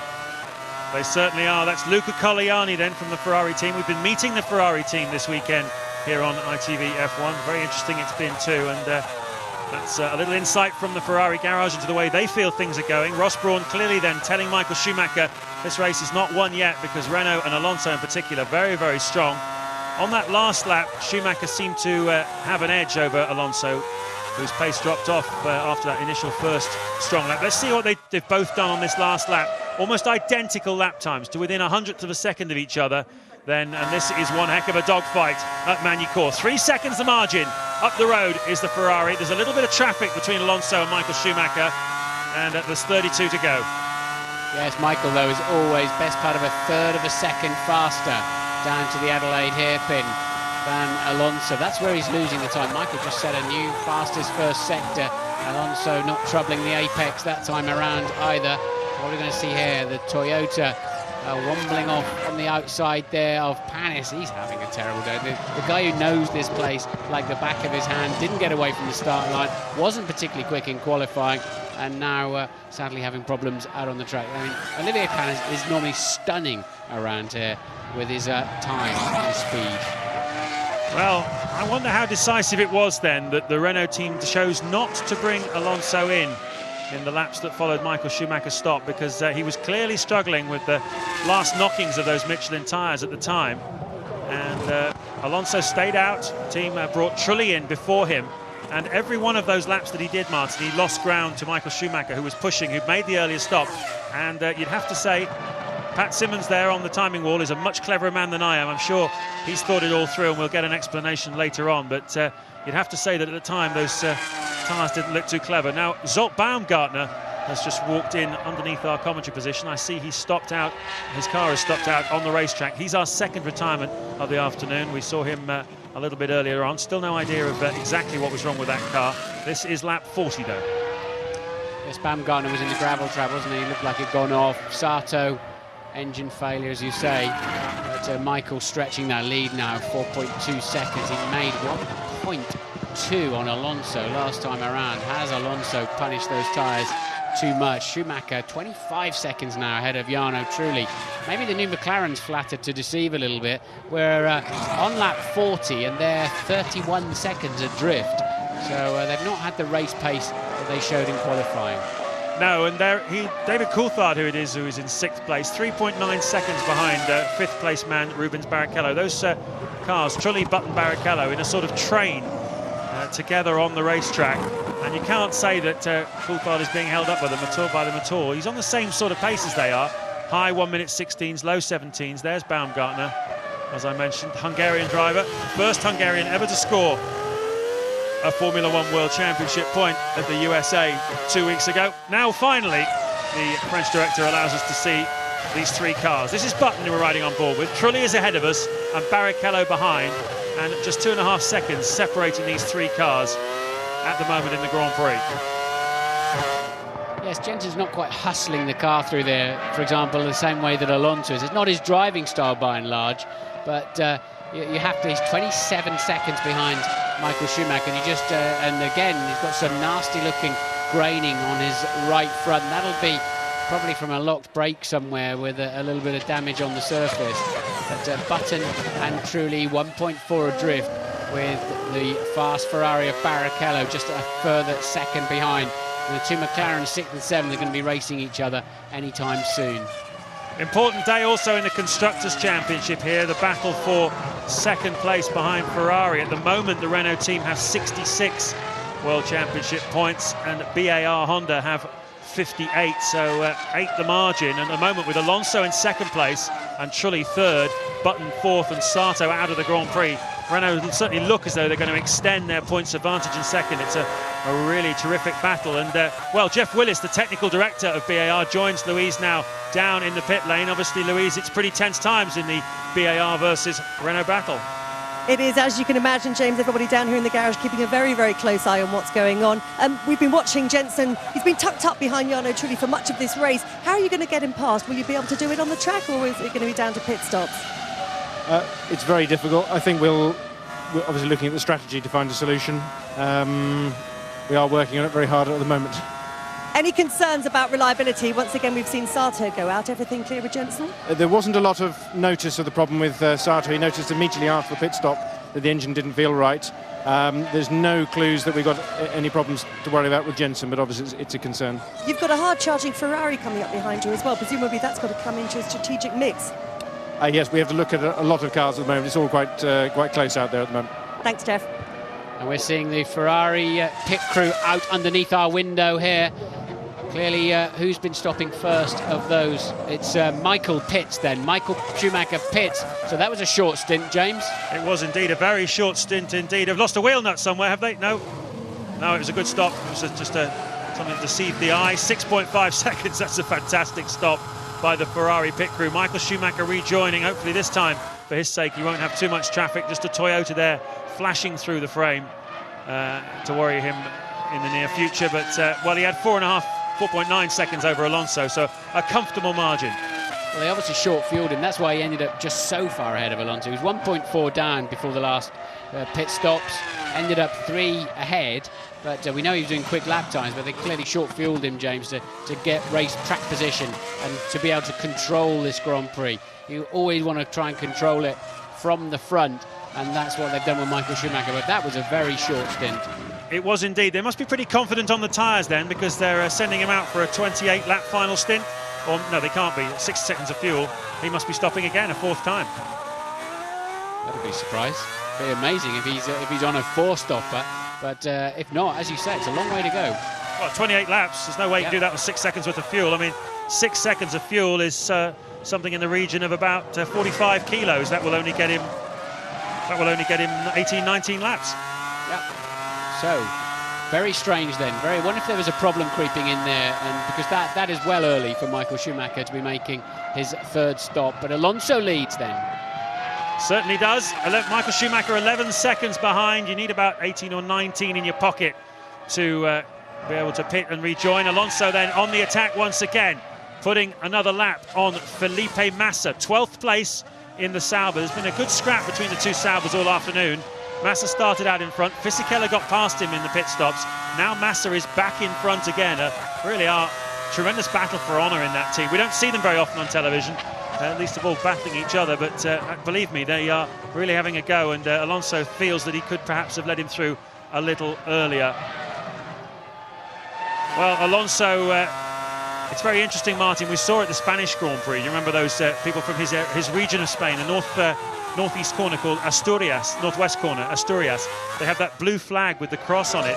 Out on the track yesterday morning, there were thousands of people with those flags.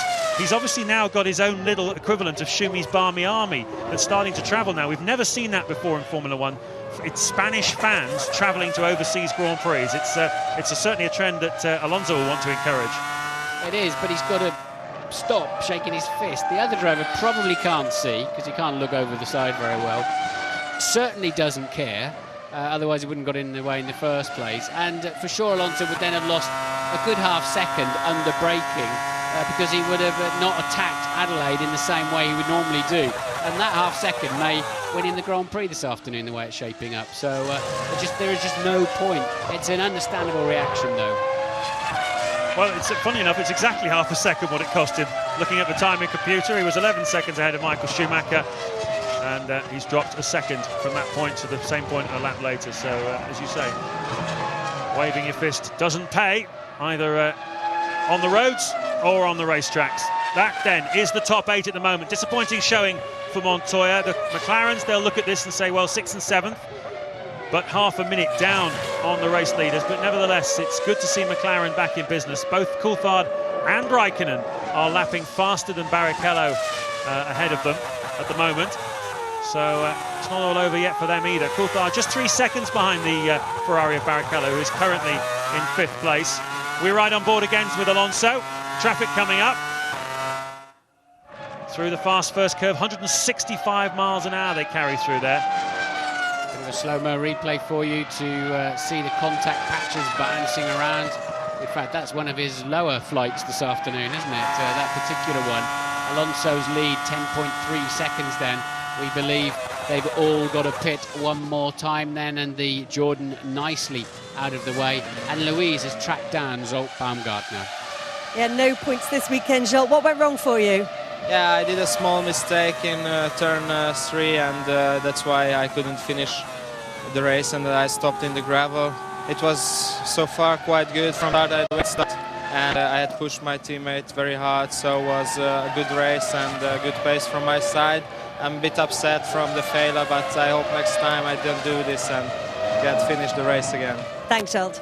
Let's hope he doesn't do that in Piccadilly Circus on Tuesday afternoon. But Baumgartner then out of the race. 2 retirements still. His spin, he just told you about Sato's engine problem we saw much earlier on. 18 runners. Renault in the pits of Alonso. Race leader Fernando Alonso comes in for this 3rd stop of the afternoon with 24 laps to go. Ted's down there. How much fuel are they putting in, Ted? Well, this will give it away. Let's see. The clock is going. Pat Simmons, Renault's engineering chief, has been doing his calculations.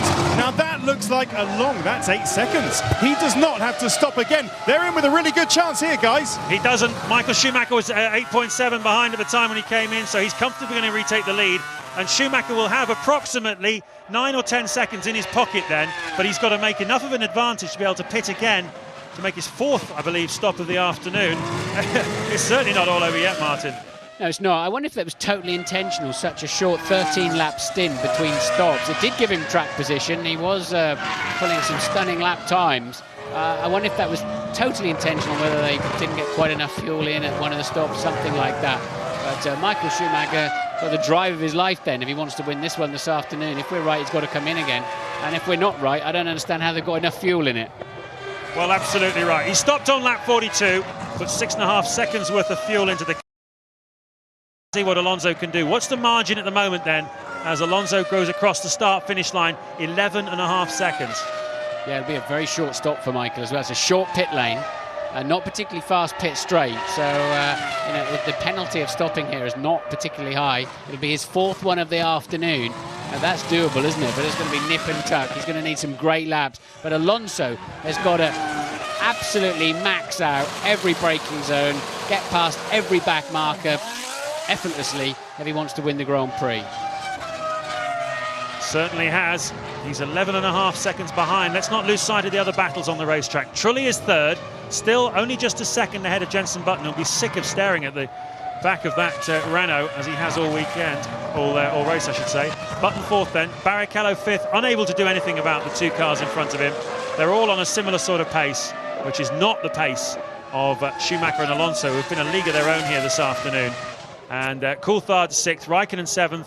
Raikkonen was closing quite quickly, Martin, on David Coulthard, but no longer. They seem to have settled down now, those two. Raikkonen having made his 3rd stop of the afternoon. Coulthard yet to make his. We'll see how that works out between the 2 McLaren drivers. And then Montoya 8th, Webber 9th, going strongly, just outside the points for Jaguar, but very, very consistent on his lap times. Marc Genet, though, in the 2nd of the Williams, is not in the points. He's down in 10th place, and I think he'll be a bit disappointed with that on his 2004 debut for Williams. Jordan clearing the way easily there for Michael Schumacher down at Adelaide Hairpin. Coulthard for his 3rd stop. Let's see if that nozzle comes out. Well, it does indeed. No problems at all then for David Coulthard. Should keep him ahead of Kimi Raikkonen. But Michael Schumacher made 0.7 of a second on Alonso last time around. That sort of pace is just about the margin you were talking about, James. Yeah, that's exactly right. Now 12.2 the gap. And, well, he needs about 18 or so. So still got to find another 6 seconds. But if Alonso can respond and just peg that gap, just hold it for the next 8 or 9 laps, he might just have a chance. Has he got it in him? Has the car got it in him? Or is Michael Schumacher going to prove just too strong on the afternoon? We're expecting Trulli and Button in on this lap too. They're currently 3rd and 4th, just 1.5 seconds apart. Button's going to be fed up with this sight of the rear wing of Jarno Trulli's Renault by the end of the afternoon. I wonder if they can do anything about it in the pit stop. Trulli pits and Button carries on. Button up into 3rd then, because Trulli has come into the pits. Mechanics go to work. Fueling him to the end of the Grand Prix. That was his 3rd stop. On board then with the new 3rd place man, Jenson Button, chasing his 7th podium of the 2004 season, giving that Honda maximum bananas down the main straight. Almost 200 miles an hour they get hit before they get on the brakes for that Adelaide hairpin. You can see behind the BAR there is Rubens Barrichello, closer than he has been for some time. And the BAR team, strangely enough, have gone back into the garage. Whether they were playing tactics with Renault, I don't know. Williams are coming out, but Barrichello is now just a few tenths behind Jenson Button. You'll see him in the background there.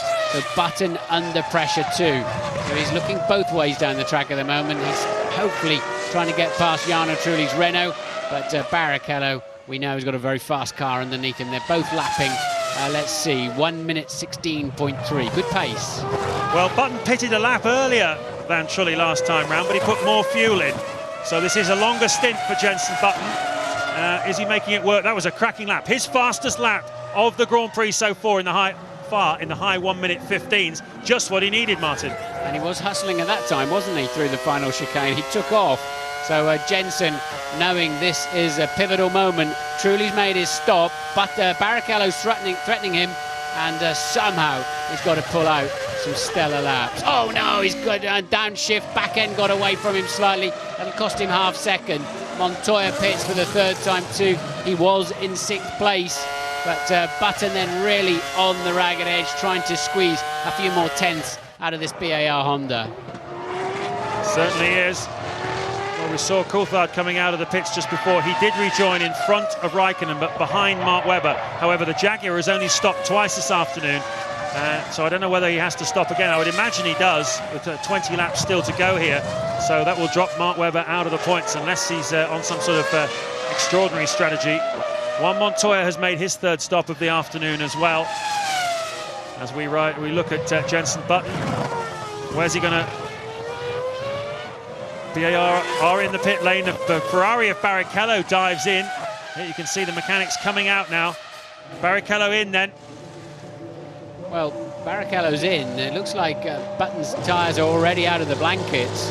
So a good stop there for Ferrari. About the right sort of time you'd expect on a three-stop afternoon.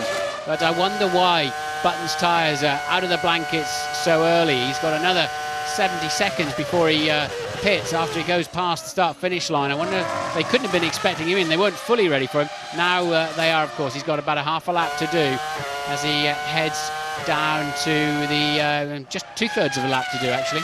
So very important pit stop coming up for Button then. Two things to watch out for as Webber makes his third stop of the afternoon, which drops him out of the points again. Two things to watch out for. He was battling Trulli and he was battling Barrichello. If he's been too slow, he'll be passed by Barrichello. If he's been fast enough, he'll pass Jarno Trulli. Quite a lot riding on this stop, really. This is for third place in the Grand Prix. The final podium position. He did a 15.9, as you pointed out, James, and a 16.1, so his pace has been good. But, will he pit this time? The team have sort of kind of been expecting him for a while, but he will go straight on. Sure, he's got to attack that speed line, and Ted is down there. This will be very, very close with Jarno Trulli. The tyres have been out of the blankets, as you say, for ages, almost a lap. The Michelin tyres are almost bald. There are no problems with getting the fuel hose on at least. The stop going well so far. He rides the limiter, and he's away. Good. Oh, no, late going away. Decent stop, though, for Jenson. Well, yeah, but he lost about a second there, didn't he? Surely. Where are Trulli? Where is Barrichello? Out on the racetrack, we can't see from this camera angle. There goes... There's Trulli, so he's not managed to pass Trulli, but can he use these new tyres now when they're at the most effective? There's Barrichello right behind him, the three of them side by side. Barrichello goes to make the pass on Button. Can he make it stick? Button not able to get up to speed fast enough to attack Trulli, and Rubens Barrichello takes that fourth position away from Button, but he's fighting back on the outside. No, he can't make it stick. And look how close he came to glory, and look where he ended up. He could have been third, he's now fifth. Yeah, that stutter, I don't know, I think he'd have been side by side with Trulli into Estoril corner, but look, he tries to hang on round the outside, but all you're going to do there is lose your right front wheel on that one. The car in front is always going to squeeze you off the racetrack. Jenson Button then, now sadly not even able to steer directly at the rear wing of Jarno Trulli, so a very costly moment there for Button. Car 19 under investigation, Giorgio Pantano. No, it's not. Beg your pardon. Yes, it is. Giorgio Pantano in the Jordan under investigation. Not quite sure what that's about. Quite often that means speeding in a pit lane in Formula One. We'll find out soon. Well, Martin, that stuttery restart from the pit stop certainly cost Jenson Button there, didn't he? He lost a drive-through time penalty, yes, for speeding in the pit lane for Pantano. Look at him, though. He's coming around to try and attack Rubens Barrichello. Same place where Barrichello got him. There is a straight-line speed advantage both these cars have over the Renault we're looking back from now. That of Jarno Trulli. And Button unable to use that first lap bite of the tyres to gain track position. But how much did that cost him, that slow getaway from the pit stop? That was a second, wasn't it? Something like that, but it would have made the difference, certainly with Barrichello. And maybe he would have been in the slipstream of Trulli rather than being under pressure. So it cost him very dearly. Michael Schumacher's got himself on track while all that's been going on with a 1:15.5 and then a 1:15.9. So he has a 16.4 second lead. It's looking close, but it's looking good for Michael Schumacher. 14 laps to go at Magny-Cours in France. That's your race leader, Michael Schumacher. His task was to find about 8 or 9 seconds over Alonso during this stint. He looks like he's done it. The last few laps have been kind to Michael Schumacher and rather unkind to Fernando Alonso. There's Ross Brawn on the right, the Ferrari technical director and chief strategist. He's the one that sent Michael Schumacher out on the quest, we believe, of stopping 4 times here this afternoon. It took half the race before Alonso gave up the lead to Michael Schumacher. Schumacher took it by short fueling one of his stops, but he's ahead now of Alonso, and Trulli is in third place. Barrichello is in fourth. Button is in fifth, having lost the chance of taking the final podium position, the third podium position, away from Jarno Trulli. Button was slow away from his third pit stop, a stuttering exit he made from his pit box. He could have taken third from Trulli, but was unable to do so, and Barrichello swallowed him up on the back straight on Button's outlap. So Button dropping then down to fifth place with the two McLarens of Coulthard and Raikkonen right behind. And Ted has some news for us in the pits.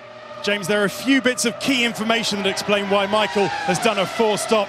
First of all, he's running a softer tyre than Rubens Barrichello, the softer Bridgestone, and he's also softened up the rear suspension. I noticed on the grid that the torsion bar, his rear torsion bar, was sticking out the back of the bodywork, and a longer torsion bar, Martin, as you know, indicates a softer rear, so that would have made the tyres wear out more. And of course, it's a very short pit lane with a short pit entry. And as I say that, Ferrari are coming out for Michael's fourth and final stop. It's looking good. That's an urgent decision they've just made, isn't it? They bolted out of their seats, so understandably, because Michael Schumacher's already at the Imola chicane, so just 2 corners to go before the pit lane, and quite clearly they've decided with a 21.7 second advantage, and he's already another half second up on this lap 2 over Alonso, and that's why they've done it, James. Traffic ahead of them. They've decided, that's why the mechanics bolted so quickly, so Michael doesn't lose time between the Williams and the Jordan.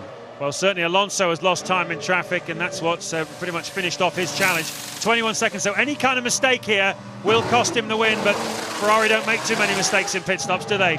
Michael doesn't make too many mistakes. The Ferrari team in general are pretty much like a clockwork operation, and Michael Schumacher should have about 4 or 5 seconds in his pocket. Alonso crosses the line now, and so he's got the length of the pit straight and part of the first corner between himself and Fernando Alonso. That is one of the Jaguars, and Alonso was behind him on the racetrack. Schumacher retains the lead. The four-stop strategy of Ross Brawn would appear to have worked here this afternoon. The aggressive driving of Michael Schumacher has done the rest, and Ross will no doubt be peeling his mid-race banana fairly soon.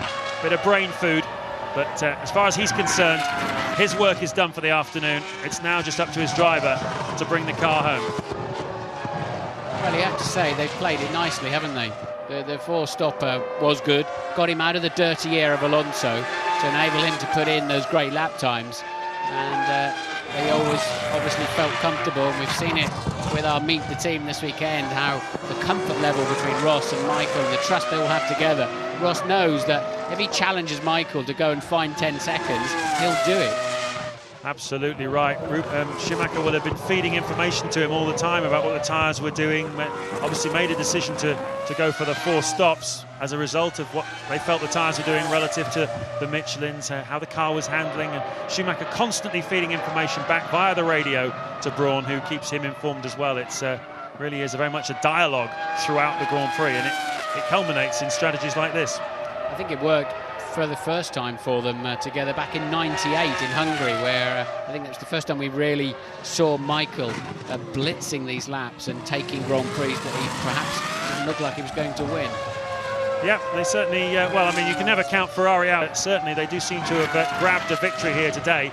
The Renault team and Alonso looking pretty comfortable in the lead for the first half of the Grand Prix almost. 32 laps the Renault led for, barring his pit stop, but nevertheless, very smart thinking by Ferrari, and on lap 60, he has hit the front pretty much an appropriate number today, because if he can keep going for the final laps, this will be Michael Schumacher's 60th Grand Prix victory in a Ferrari, more than 3 times as many as the next man, Niki Lauda.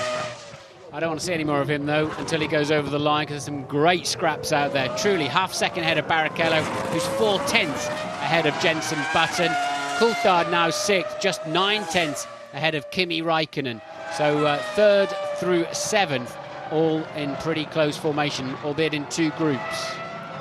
Well, the French enjoying their moment. They've got a French director of the Ferrari team, Jean Todt, and obviously the Renault team is battling with them here today, Flavio Briatore. That's why we keep seeing the two in a gladiatorial kind of pose. But as Martin said, some fantastic action going on now. 10 laps to go, and Button, I would imagine, after a frustrating afternoon of being tucked up behind Trulli, now being tucked up behind Barrichello as well. The three of them separated by only 1 second on the road, and I would imagine there's a chance that one of them is going to try something here this afternoon before this race is over. Another man who might try something, Kimi Räikkönen, currently 7th, but really monstering the back of David Coulthard. He doesn't want to finish behind Coulthard on the race debut of this new McLaren, does he? That's the last thing he needs. Finally, we get to see this battle, and this is shaping up nicely. The three of them coming very much closer together, and with 10 to go here in Magny-Cours, this is shaping up to being a pretty grandstand finish for the final podium slot. 8 laps to go in the French Grand Prix. It's been a really enjoyable afternoon's racing, I have to say. Been uncertain, certainly along a lot of the way. Michael Schumacher has done 4 stops here this afternoon. It's what's got him ahead of Fernando Alonso, who led the first 32 laps of the Grand Prix from pole position. Tremendous scrap between them. Schumacher getting ahead after the second round of pit stops, but it was a surprise to everybody when he made the additional stop. Rubens Barrichello critically got in front of Jenson Button in the BAR driver's 3rd pit stop. Button has been battling all afternoon with Jarno Trulli, and recently with Barrichello as well. This is the scrap we're looking at the moment. It's the battle with Trulli in front. You can see there, we're on board with Rubens Barrichello. So Trulli 3rd, Barrichello 4th, Button in 5th place, and shaping up nicely with 7 to go here. The first tranche of a great day of sport here on ITV1. Don't forget, tonight at 7 o'clock, you can see the Euro 2004 soccer finals. Portugal, the conquerors of England in the quarter-finals, hearts breaking all over the country when that happened. Well, it's their chance to go for glory tonight against Greece in Porto, of course. Join Des Lynam and the crew for that, but we've still got a lot of racing here to go in the last 7 laps at Magny-Cours. Yes, interestingly too, the 2 McLarens are cruising up to the back of this little trio, so it'll be a 5-man scrap right near the very end. They haven't got enough laps left to do anything about it. Barrichello looking the man most likely to change the current running order, but he's got the horrible situation of the super fast Estoril corner turn 3 with the dirty air coming off that rear wing you can see in front of you of the Renault, that's destabilising his car when he most needs that balance and grip. And even with the extra straight line speed, then you're too far behind by the time you get on to the straight. Ted is down in the pits again. Yeah, down at Ferrari with Luca Colliani again. Luca, 4 stops was quite risky, but it's worked out brilliantly, hasn't it? Yeah. During the first stint, we realized that it would have been very difficult to catch Alonso being on the same strategy. So we decided to switch to a very aggressive one with 4 stops. And you can do it only here where the pit lane is very short. And also I have to say you can do it only when you have a driver like Michael capable to drive so fast like in qualifying. This race is reminding me Budapest 98, I think, when Michael won with 3 stops in that circuit. Of course, so another very daring switch, mid-race switch by Ross Brawn. Yeah, it was a very risky move, but we want to win. And this shows that Ferrari always want to win, even though we are in a very good position in the championships. We always want to win, we always want to push, and it seems that this is going to be a reward for us. What can Rubens do in the car, very briefly, to try and get Trulli? Yeah, just try and push as much as he can. Thank you, Luca. I tell you something, Martin, at the end of this Grand Prix, I expect Michael Schumacher, he's always happy when he wins a race. If he does follow through here and do the last 5 laps and win this Grand Prix, I expect him to be absolutely ecstatic, because this is the kind of challenge he really loves, isn't it? When Ross Brawn says to him, I need you to find me 8 or 9 seconds in 10 laps or something, and he just goes out and does it. 4 stops. I mean, as Luca Colliani said, there aren't many drivers that could have pulled off what Schumacher's done today. Yeah, they seem quite pleased with him, don't they? I suspect they'll put him in the car for Silverstone next week as well. But will they put Genet in the Williams? I think he's expecting a couple of races. How do you think he's done today? He's down in 10th. Interesting little situation there. Montoya 8th, who's leaving Williams. Webber 9th, who we think is going to Williams. And Genet, who's hoping to be Webber's teammate, amongst many others, is 10. But a lot of scrapping going on there, and we're coming into the silly zone anytime soon for some of those contracts. Well, we are indeed. They've all done a similar strategy here this afternoon of 3 stops. Genet started, Montoya started 6th on the grid. Genet was 8th, and Webber was 12th in a Jaguar. Now, the Williams have come here with a lot of updated parts, new floor, new this, that and the other aerodynamically on the car. A lot of effort gone in by a lot of people back in Didcot to make this car go faster, make it more competitive. The Williams is in the Montoya car is 44 seconds behind the race leader Michael Schumacher, and he's got 2 McLarens in front of him, 1 BAR, 2 Ferraris and 2 Renaults. It's not at all what Williams would have wanted from this weekend with new upgraded parts, virtually a new car in fact, certainly a lot of aero modifications. To answer your question, I mean absolutely, Genet is 17 seconds behind Montoya on the road, which is not so bad I guess for a guy who's not done a lot of racing this year, but it's still 17 seconds. But the crucial thing, as you say, is he's being beaten by a Jaguar. Yeah, and we've seen Montoya off the road a few times as well, but nevertheless, Genet may have a specific problem. We'll find out, no doubt, in some of the post-race stuff. But Barrichello then locked in there behind Trulli. Trulli's mirrors have been fairly heavily used today, haven't they? So, where's he going to do it? Is he going to do it? There's no way now until very near the end of the lap, and even then it'd have to be brave stuff. He's somehow got to get behind him through turn 3 at Estoril. That's his only chance. Well, you'd have to say, just judging by what you call the body language of the cars, he does look like he wants to try it, doesn't he, Rubens Barrichello?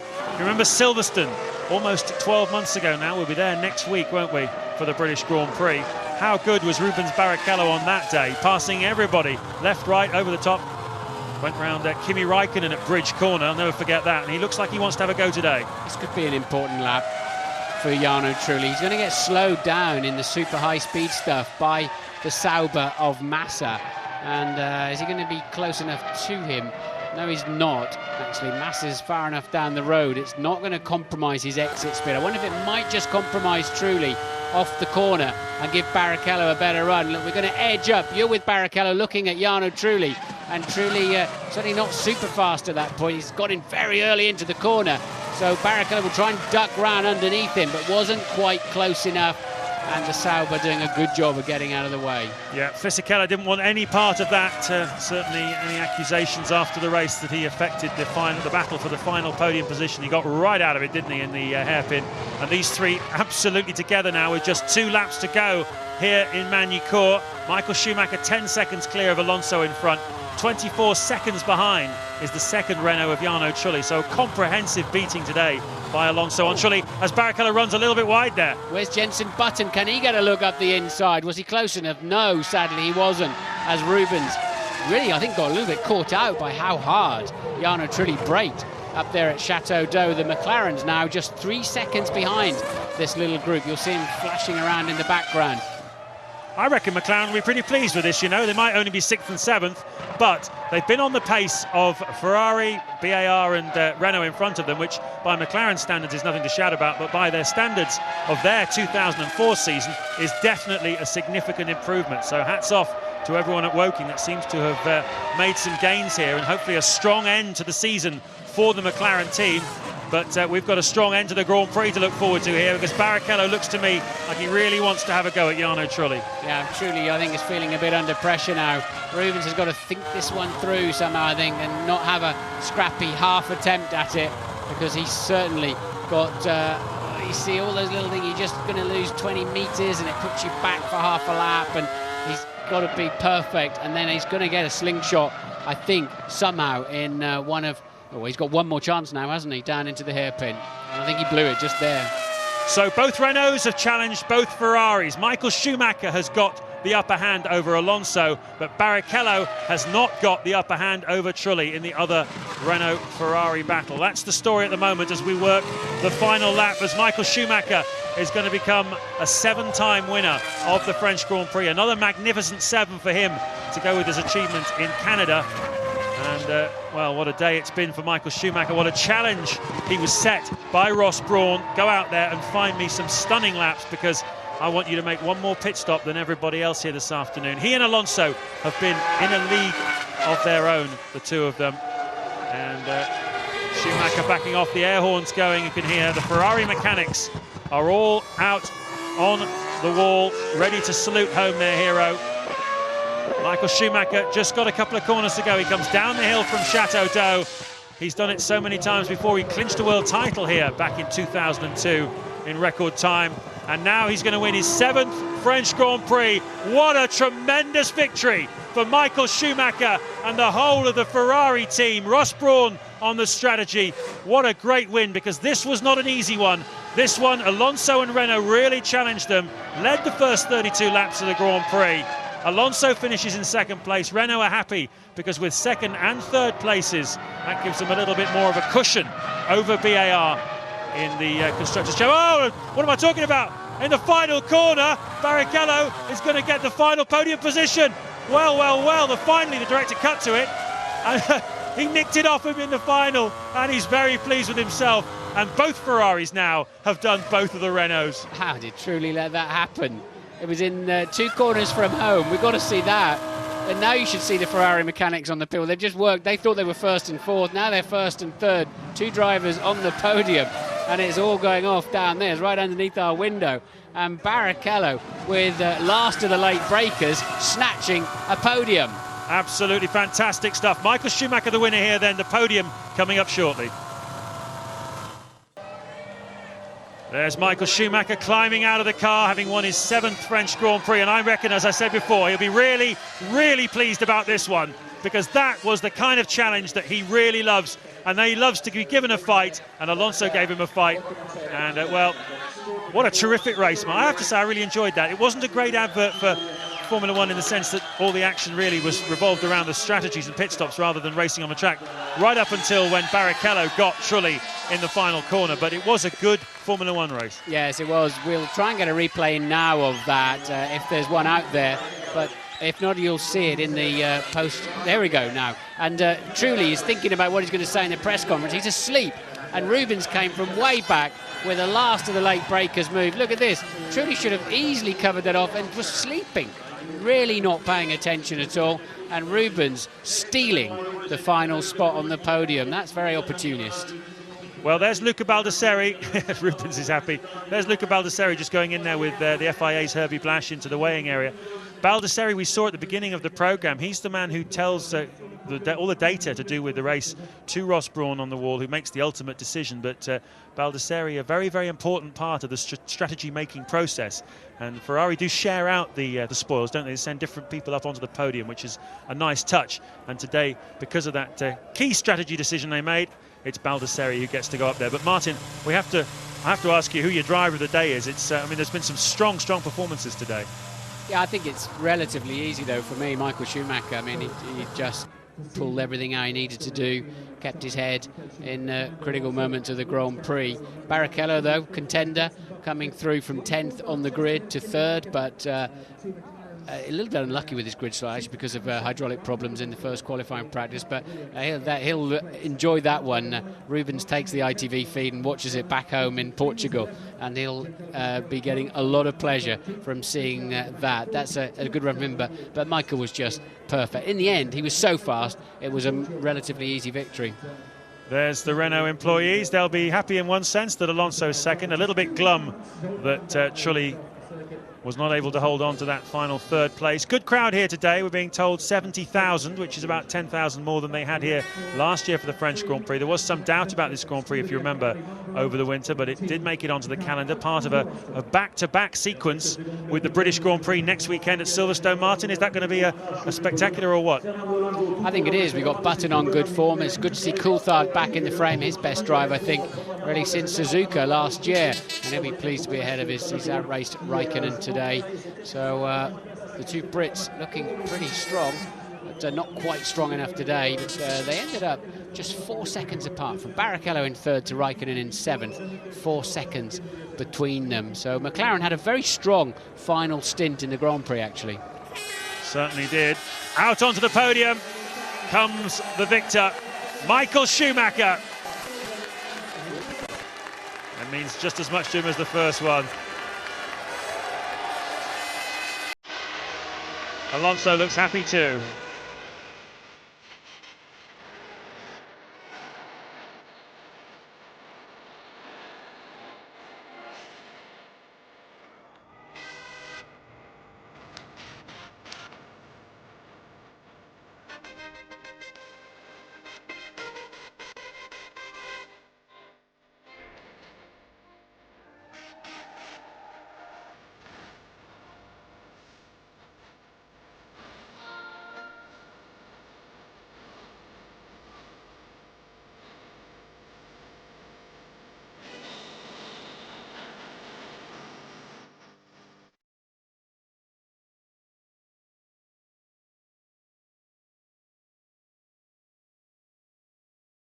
9th win of the season for Michael Schumacher. He's bound to shatter that record of 11 he set a couple of years ago, isn't he?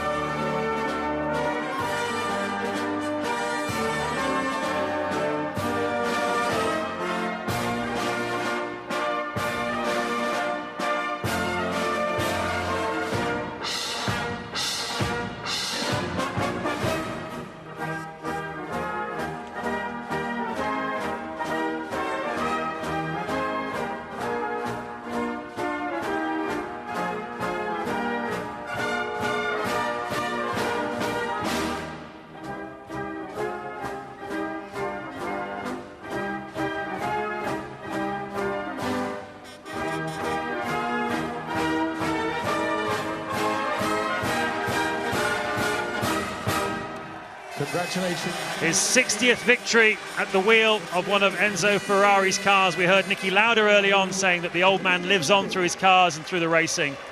And Schumacher now has 7 of those in his collection. 7 times the winner of the French Grand Prix. And for the record, it's his 79th career victory. Luca Baldessari then, another pot for the Ferrari collection. And Fernando Alonso looks pleased enough with himself after only his second podium, Martin, of the season so far. Yeah, from pole position too, and a great qualifying lap. Really attacked it and stole pole position too. And I thought he drove beautifully. Somehow just seemed to fade towards the end. Barrichello delighted to have snatched that 3rd place in the final corner of the Grand Prix. Well, we've very much enjoyed meeting the team this weekend with Ferrari, getting an insight behind the scenes into what makes them such a winning outfit. Michael Schumacher celebrates his magnificent 7. He is a winning machine. Indeed he is. Thank you very much, James. We will be right back with Mark Blundell's views. There's also an extensive preview to the Euro 2004 final from Lisbon.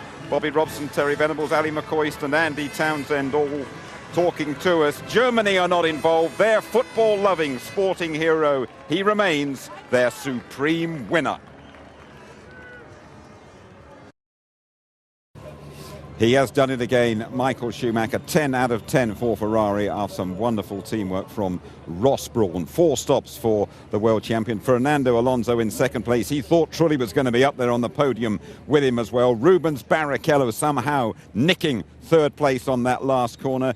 Jenson Button in 5th place. Listen, our apologies, you didn't see more of Jenson or of David Coulthard. The French director seemed to be a little bit obsessed with the Renaults, and well, we'll probably put that right at Silverstone next weekend. David Coulthard 6th, Kimi Raikkonen in 7th place. Both McLarens in the points, and Juan Pablo Montoya had a pretty up and down afternoon, really, the Colombian. Just a point for Williams.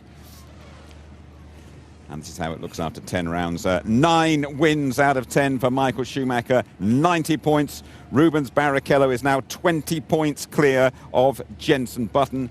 Jarno Trulli just a couple of points but behind Jenson. How crucial was he not getting on the podium today? Then Fernando Alonso, Montoya in 6th place. Sato, whose Honda engine gave way on him today, 7th on 14. Ralf Schumacher, who we're unlikely to see for the bulk of the season, if at all again this season, he will stay on 12 points. And David Coulthard picking up points also on 12 into double figures. We'll take a look at that. 158 place 79, but Renault very happy indeed to still be in 2nd place in the constructors. Then BAR cemented in 3rd place there. Williams in 4th. McLaren perhaps with a little charge in the second half of the season. You never know. 5th. Sauber 6th. Toyota, Jordan, Jaguar and Minardi.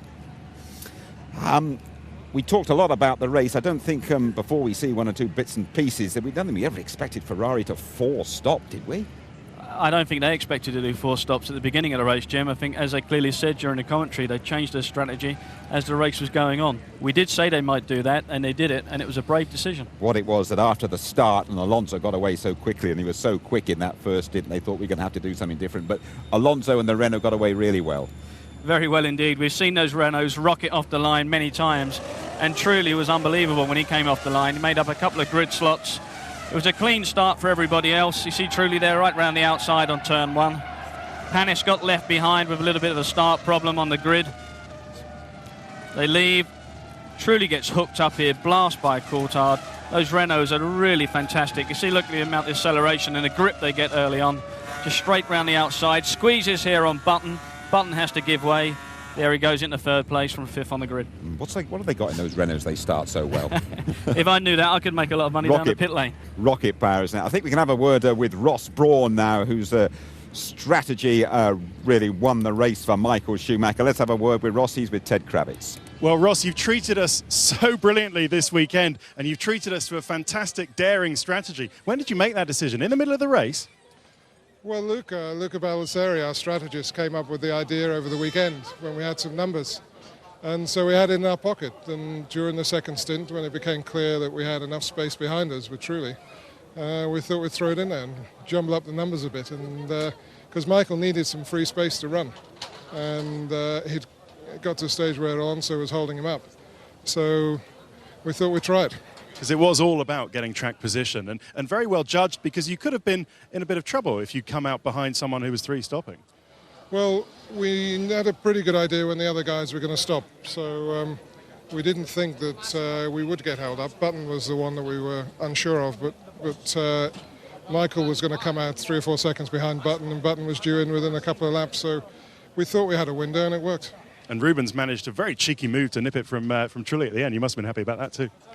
Well, I said to him 4 or 5 laps from the end that it would look really sweet to have you on the rostrum today, Rubens, and that was fantastic. I mean, he drove an incredible race, 10th in qualifying, and he just put himself in the right position, was quick when he needed to. So he drove a great race, so to me, just as good as Michael. Well, congratulations on a brilliant race, and thank you so much from us and all our viewers for all the access you've given us this weekend. It's a pleasure.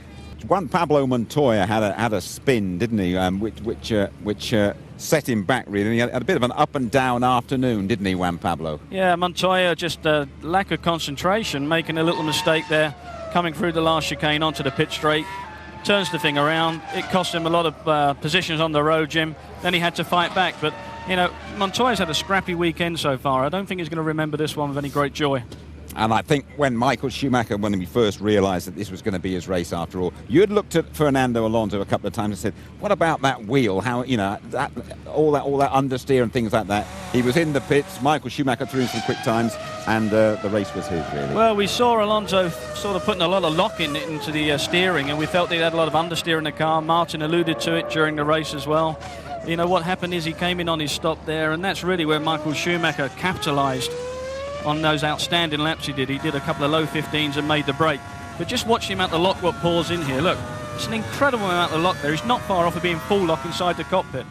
Is that down to the style he likes, or aren't his tyres working properly there? Well, what is that then? No, I think it's purely just down to the way that Renault works its front end. He gets the bite, obviously, because he turns it incredibly quick, but then it just runs out and bleeds lock off. Jenson Button scored points here today. He had hopes of the podium, and there was a pretty crucial pit stop when he wanted to get past Barrichello, wanted to get past Trulli, and just couldn't manage it. Yeah, I think Jenson had hopes of getting on the podium there, but this pit stop just cost him a little bit there. He stuttered as he went out the pits, gradually got back up to speed. We had a great battle with these guys, Trulli, Barrichello, Jenson Button.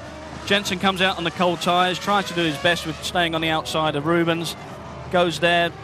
He tries to put himself up the side of him and block Rubens, but Rubens just takes his line, as he's allowed to do. Nothing Jenson could do about it. Michael Schumacher, his 4 pit stops here. You can do that in this country, in Manicourt, can't you? Because it's such a quick pit lane. You couldn't do that in many other circuits. That's right, Jim. Because this pit lane is quite short, the time lost is quite minimal. But, you know, Ferrari took a big gamble. They understood that they were under pressure from the Renault team. Psychologically, I think they threw him for a loop because they did that. Everybody was a bit amazed by it. And to do 4 stops, and not only that, Michael Schumacher, he's literally driving every single lap as a qualifying lap. You know, he would be physically and mentally spent, although he never looks like it, but that would have been a tough race for Michael Schumacher to drive. When we look back at the end of the year and we look back for incidents of the year, I'm sure we'll say, do you remember that at the French Grand Prix? How did Barrichello get on the podium? And what was Jarno Trulli doing at that last corner? Well, I think one of them was asleep and one of them was wide awake. Rubens, outstanding manoeuvre. I mean, he just comes down. It truly goes to block him. You see he makes a bit of movement, but he just doesn't shut the door quick enough. And Rubens is not one to make any, bones about making a move. He's going to slip straight down the inside. You see Trulli moves over. He doesn't move over enough. Rubens says, thanks very much, I'll take that. And it's well deserved. I mean, it's a fantastic move. He caught him napping last corner of the last lap. I think when he gets back to the Renault garage, he's going to be a bit sheepish for Trulli, but everybody will be very happy for Rubens. Absolutely, starting from 10th on the grid as well. We can get an insight into how Renault feel about that late giveaway, if you like, from Jarno Trulli. Here is Pat Simmons with Ted.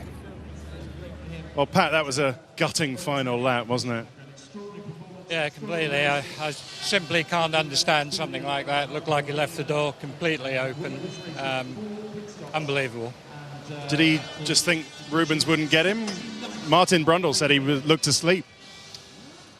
I should be talking to him and see what the problem was. Well, let's move on to happier things. Fernando second. Could have got first place, do you think, with Ferrari's risky four-stop strategy? No, absolutely not. We could see in our pre-race simulations that really our only chance of beating them today was if they got held up in the first stint. They didn't. We quickly figured out they were on the four-stop when we did our fuel times at the pit stops. We needed 17 seconds on them at the last stop, and I knew we weren't going to get that. But it was good. Good race. Thanks, Pat. Good race and a good effort by Renault in their home race, of course. Let's pop into the press conference now and have a word with the top three. Michael, a stunning four-stop victory today in the French Grand Prix. At what stage of the race did you switch to that four-stop strategy? Basically after the second pit stop, we decided to go for that. Towards the back, it was clear. There wasn't really a challenge. There was only the challenge forward. We knew it was optimistic, but no risk, no fun. So Ross decided for it, and it was just brilliant. Not only the strategy as well, the teamwork again. I mean, in terms of pit stop, the guys have just done fantastic pit stops, very precise, very precious, and just unbelievable. I mean, I wasn't really so optimistic going into the race, but our tyres today, they worked fantastically well towards the end of the stint, whereas our competitors struggled, and that was one of the key issues why we were able to close the gaps before pit stop and then attack and go for the strategy. Astonishingly, though, this is one of the circuits with the slower pit lane speed limit as well of 80 kilometres per hour. Did that come into the thinking at all? Certainly you calculate all this as well, but it's a rather short one on the other side. So I think it evens out compared to other circuits, but it's all included in the calculations. But as I said, I mean, there was no risk to fall back. There was only the opportunity to go forward, and we did it. Well, as it happened, when you came out after that fourth stop, you still had a 7-second lead over Fernando. Were you surprised by that? In a way, yes. In a way, not. I was surprised after my second pit stop how good Fernando was able to keep on me, because to our calculation, he was able to stay a lot longer than we thought. And to do the pace he was doing, that was obviously concerning. At that stage, we were thinking we were behind schedule. Then we saw him putting in very early, putting a lot of fuel for his last stint, and that was our opportunity, because his tyres, from my point of view, struggled a little bit towards the later end, and having so much fuel was our opportunity to open the gap. We did, and that's why we were where we were. Well, congratulations, a great win. Fernando, I guess Michael, in a way, has said what happened to you there. A lot of fuel in that third stint of yours. Yeah, a lot of fuel. Well, I didn't understand also the strategy. I think we changed a little bit the plan we had at the beginning, basically because Ferrari stopped very early and in all the stints, and I think we tried to protect ourselves a little bit in the third stint, and I think changed a little bit, and to carry so much fuel was a little bit of penalty at that point.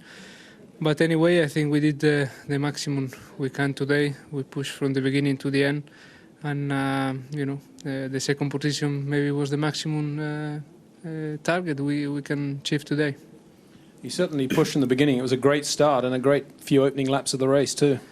Yeah, the start was quite clear, not problems. No, I started good, and then I pushed the fastest stint. I saw Michael come to the pits quite early, and I keep pushing these 3 laps that I had. And then after the first pit stop, I was in the lead position again. And, when Michael stopped very early again for the second stint, I think the team was a little bit surprised. I was surprised. And after my second stop, Michael was, in front with a good gap. So, in those laps, I think Michael was pushing very hard, and it was impossible for us to keep that pace. Based on Michael's pit stop times, were you and the team aware that he was doing the 4-stop race? Yeah, at the end, yes. After the third stop, regarding the lap and the fuel time, we knew that the fourth stop was coming. But even with that, it was difficult to be close to him. Thank you. Rubens, a fantastic race from 10th on the grid, eventually to finish third on the last corner there. No, it was a great race, and I must say that people have been very fair on the racing track. I had no problems at all. I had a very fast car, so in a way, I was sorry that I had the hydraulic problem yesterday on the pre-qualify, because being first on the qualify was really a penalty. But I was playing my cards and playing everything I had it. I think Jarno, for him, unfortunately, he made a mistake slowing down a bit too much at the exit of turn 13, and I was able to pull alongside him on 15. It was risky, and then but I took the risk because I thought it was worth. So I'm very glad for myself and for the team that we could pull from 10th to 3rd. Well, now our last meeting with Team Ferrari. We're going to sit down and talk to the Napoleonic figure, really, the little general, Mr. Jean Todt, this after Grand Prix victory number 176. Ferrari is something special, it gives attraction, fascination, dream. I mean, there is no motor car brand in the world which makes people reacting with such an emotion. So, I mean, you belong to the Ferrari club like a religion. You also have quite a responsibility. You are carrying on that legend. It's quite a responsibility for you. I mean, I'm part of the group carrying on the legend, that is true. And I mean, on my side since 11 years now, which is a record, and I must say I'm quite proud of that, because I mean, working at Ferrari is not easy. You have a lot of pressure, you have a lot of tension, and sometimes, mainly when things did not go as well as they do now, you have to resist, and sometimes you find yourself some strength you will never imagine. So I mean, on that is special too. But we have really created a fantastic harmony, fantastic team spirit, respect. Respect is something very important. We're in a world where respect does not exist very often. But in our group, I mean, respect is essential. And with Michael, there is a kind of combination of respect, admiration, sharing of common sense, humility, a sense of the values, and all that is not so common in Formula One. We are a chapter in the Ferrari history, but Ferrari has been existing before. Ferrari is living a fantastic part of its history, and we live other fascinating moments in the future. Michael Schumacher and Ferrari head for Silverstone in absolutely brilliant shape. I wonder, can anybody rein in that prancing horse? Bye-bye to you all.